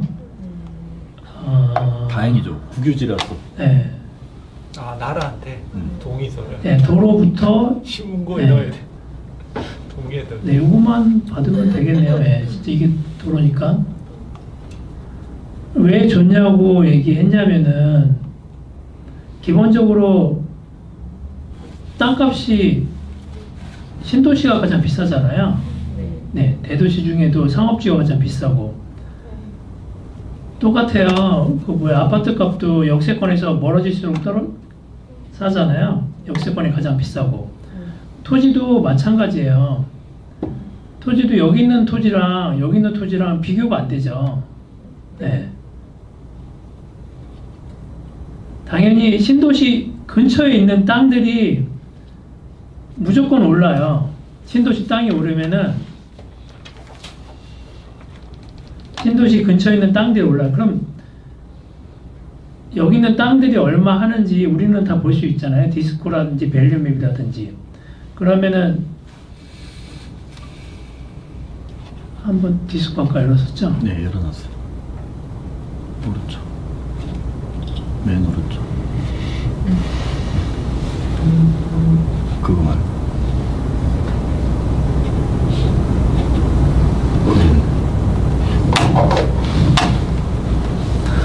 여기 보면 땅 가격이 지금 저희 건 얼마죠? 평당? 380? 계산해봐야지. 5억에 618평 아닌가요? 맞아요. 네. 그럼 80만 원이잖아요. 그러면 주변 땅들이 위에 땅은 지금 18년도에 380만 원이잖아요. 80만 원. 네, 125만 원, 240만 원. 이건 도로에 붙은 땅들인데 가격대가 어때요? 여기 460만 원도 지키고. 마음에 들어요. 네, 여기가 오면 사네. 오른쪽. 네, 아니 여기도 221만 원, 250만 원 주변 땅 가격을 보는 거예요. 17년대 60. 80만 원이면은 17년도 들어가요. 네, 싸요. 맹지라고 해도 싸게 느껴지죠. 그리고 지금 감정가도 지금 20억인데 지금 5억이고. 근데 이거 접근을 못하는 게 토지고 맹지고 현금 5억이 들어가야 되는 거예요. 대출을 받더라도 개인 신용도에 따라서 적용되는데 신용도가 안 좋으면은 대출이 30-40%밖에 안 나올 거예요. 그러면은 현금이 많이 들어가기 때문에 이게 계속 떨어지는 거예요. 맹지고. 근데 현금 있는 사람, 5억 있는 사람은 투자해도 괜찮다고 봐요, 저는. 네. 맹지만 탈출하면은 이거는 300-400만 원 땅 기본 되고 그 이상 가치도 있거든요. 왜냐하면 지금 여기 거래된 가격이 지금 얘가 지금 380에 거래됐잖아요. 여기 460만 원도 거래됐는데 도로만 만들어지면 내 땅은 500만 원 땅이 되는 거예요. 네. 도로 만들 수 있어요? 만들어 봐야죠. 허가만 받아오면 되는 거예요? 도로로? 아니 땅을 사야지. 나라에서 공유지. 먹는 거죠? 나라에서 사던가 이쪽으로 내던가 하여튼 어느 쪽에서 도로만 뚫으면은 되거나. 근데 그 전에 여기가 이제 아파트가 개발되거나 그러면은 수용될 거 아니에요. 수용되면은 얼마 줄까요? 몰라요. 많이 줘요. 네. 감정가 많이 줘요. 많이 나오고. 150. 감정가. 그러면은 먼저 공시지가부터 계산해야 되는 거예요. 이 공시지가 얼마예요? 25. 20. 10억 아니에요? 몇십억이죠. 네. 공시지가는 10억이에요. 그럼 요새 공시지가로 주는 데는 없어요. 네. 더 줘요. 네. 10년 전, 20년 전이나 공시지가를 줬지 지금 공시지가를 주면은 난리 나요. 그러면 가격을 어느 선으로 주느냐? 시가에서 80%? 90%? 네, 못해도 70% 이상은 줘요. 20억에 대한. 네. 지금 그렇게 보상이 나오고 있고 여기서. 네. 15억을 받네. 그럼 기본 10억이에요. 공시지가는 기본 무조건 주는 거예요. 만약에. 근데 이건 나라에서 수용하는 걸 얘기한 거고 민간에서 수용하는 경우는 800이 넘을 수도 있어요. 왜냐하면 아파트 분양가가 평당 얼마예요 지금? 1,000만 원 넘잖아요 지금. 여기 5억이에요 지금. 1,500, 1,700, 2,000만 원도 지금 그 정도 돼요. 그러면은 걔네가 수익을 남기려면은 1,000만 원 받아서 1,500에 팔아서 수익 나는 거잖아요. 그러면 작게 잡아도 700에서 800은 된다는 거예요. 근데 시간이 걸리죠. 네. 근데 시간이 걸린다는 것도 내 토지가 지금 바로 신도시 아래쪽에 있는 거예요. 그러니까 저는 여기 사니까 이제 정보를 많이 아는데 여기도 지금 아파트 조합원이 설립되고 막 하는 중이에요. 근데 조합이 쉽게 안 되죠. 네, 이권 다툼이 많아서. 근데 향후 개발되려면 이쪽 지역이 개발될 여지가 많아요. 여기도 아파트가 있고 지금. 여기는 엄청 비싸요 지금 아파트 가격. 네. 그러니까 땅이 수도권 인근에 있는 계획관리고 이면은 너무나 좋은 거예요. 네. 근데 이게 지금 현금이 많이 들어가서 그렇지 가치는 진짜 좋은 거예요. 내가 잘 풀리면은 진짜 로또가 될 수도 있는 거고 80만 원에 사서 공시지가하고 만약에 민간 개발업자가 많이 뛰어든다 그러면은 그냥 400에 던지고 나와도 되는 거예요 진짜 바로. 그래서 땅을 고를 때 투자 가치는 무조건 신도시 위주로 하고 뭔가 계속 개발되는 지역, 주변에 공사 현장이 계속 있는 지역. 여기 김포도 원래 다 허허 벌판인데 다 지금 신도시 다 만들어놨잖아요. 네, 여기는 산이 많이 없고 다 평야라서 개발하기가 쉬워요. 토목공사비가 많이 안 들어. 그러니까 여기다 계속 짓는 거예요 다. 그리고 강변이 한강이 있으니까 여기다 아파트 지면은 다 가격은 다 비싸잖아요. 네. 그래서 그런 좀 아파트는 우리가 잘 알지만 토지에 대해서는 좀 그렇게 생각하시면 될 것 같아요. 못해도 신도시 주변은 중박은 한다 이런 생각을 갖고 하시면은 손해는 무조건 안 가요. 그 대신 현금으로 하는 걸 추천드리고 대출은 절대 하면 안 돼요. 뭐예요? 왜냐하면은 대출 이자가 나가면 배가 아파요 내가. 5억짜리 대출 받아 샀는데 매달 100만 원, 200만 원 나가봐요. 근데 개발이 안 돼. 5년, 10년 지연돼. 그럼 이자만 나가니까 내가 조급해. 내 소득이 뭐 2천만 원 되면 상관없지만, 소득이 작을 때는 무조건 현금으로 사야 되는 거예요. 그래야 내가 마음 편하게 5년, 10년 뒤에 갖고 내 원하는 수익으로. 그러니까 5억에 만약에 샀다 그러면 5년, 10년 뒤에는 30억, 50억에 팔아야죠. 네. 충분히 가능하단 말이에요. 감정가지금 20억이잖아 지금. 감정가 2배만 되면 40억인데? 네. 근데 우리 아파트 값 지금 많게는 1배에서 5배 올랐잖아요. 토지도 지금 기본 10년, 20년 갖고 있으면은 10배에서 20배 올랐어요. 네. 그러니까 그런 거를 보시고 투자하고 그러니까 투자 목적도 하면서 내가 실수요자도 하면서 하면 너무 좋죠. 여긴 그 좋은 점이 현황도로가 있잖아요. 그러니까 사용을 할 수 있어. 근데 왜 그렇게 많이 떨어졌을까요? 맹지니까. 네. 그래도 그게 맹지가 우리가 탈출을 할 수 있는 방법도 생각이 나잖아요. 네. 우리도 우리는 배운 사람이기 때문에 그런 거지. 안 배운 사람들은 생각 안 나서 대출합니다. 네. 다 현금이 들어가니까 계속 떨어지죠. 대출이 그래도 신용도 괜찮은 사람 반은 나오지 않을까요? 네, 신용도 개인 신용도 소득이 있는 사람들은 50% 이상은 나와요. 토지도 90% 나올 수도 있어요. 그러니까 요새 대출을 하는 원칙이 그러니까 이자에 대한 상환 비율을 봐요. 이게 이자가 만약에 300만 원이다 그러면 내 소득이 1000만 원이야. 그러면 90%도 나올 수 있어요. 왜냐? 그러니까. 은행의 입장에서 보면 이 사람은 이자 연체를 할 그런 이유가 없으니까. 근데 의외로 너무 많이 떨어졌는데요.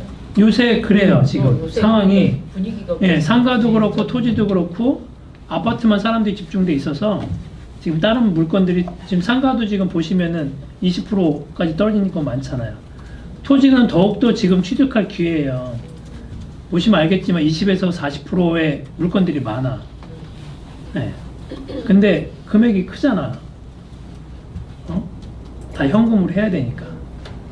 대출을 받지 말라는 게 이자를 하면은 원하는 수익을 못 받아요. 다 현금으로 해야 돼, 토지는. 네, 근데 공장은 상관없어요. 왜냐하면 월세를 받으니까. 공장 창고는 괜찮아. 네. 그래서 그런 걸 좀 원칙을 지켜주면서 투자하면은 좋을 것 같아요.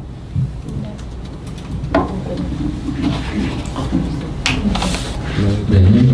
이 가격은 20억에서 5억까지 떨어진 건 맹지라는 이유가 서류상으로 얘기한다고 했잖아요. 맹지고 차장님 설명한 것처럼 여러분들 5억을 현금으로 태울 수 있어요. 맹지니까 대출이 잘 안 나오고 그러니까 맹지로 살출구가 있는 사람들한테는 매력적인데 80만 원이 다 말해주잖아요. 80만 원. 엄청 싼 거지. 400 이상 받는데 현재 근데 개발되면 400 받고 빠질까요? 가만히 놔두고 농사 지을 사람 농사 짓고 아니면 수용될 때까지 기다릴 수 있는 사람들한테는 기회가 될 수 있다고 생각합니다. 오늘 물건 많이 했는데 11시 49분이고 다음 시간에 다음에 할 것도 남겨줘야 되잖아요. 네. 그래서 남겨두기로 하고 다음에 그 광명 전통시장부터 하고 나머지 분들도 질문 올려주시면 이렇게 그냥 막 심혈을 기울여야 되는 물건도 있지만 이렇게 살펴보기만 하면 그때그때 해결책이 나오는 그런 것들도 있으니까 편하게 올려주시기 바랍니다. 식사 맛있게 하시고 2시에 시작하겠습니다. 감사합니다.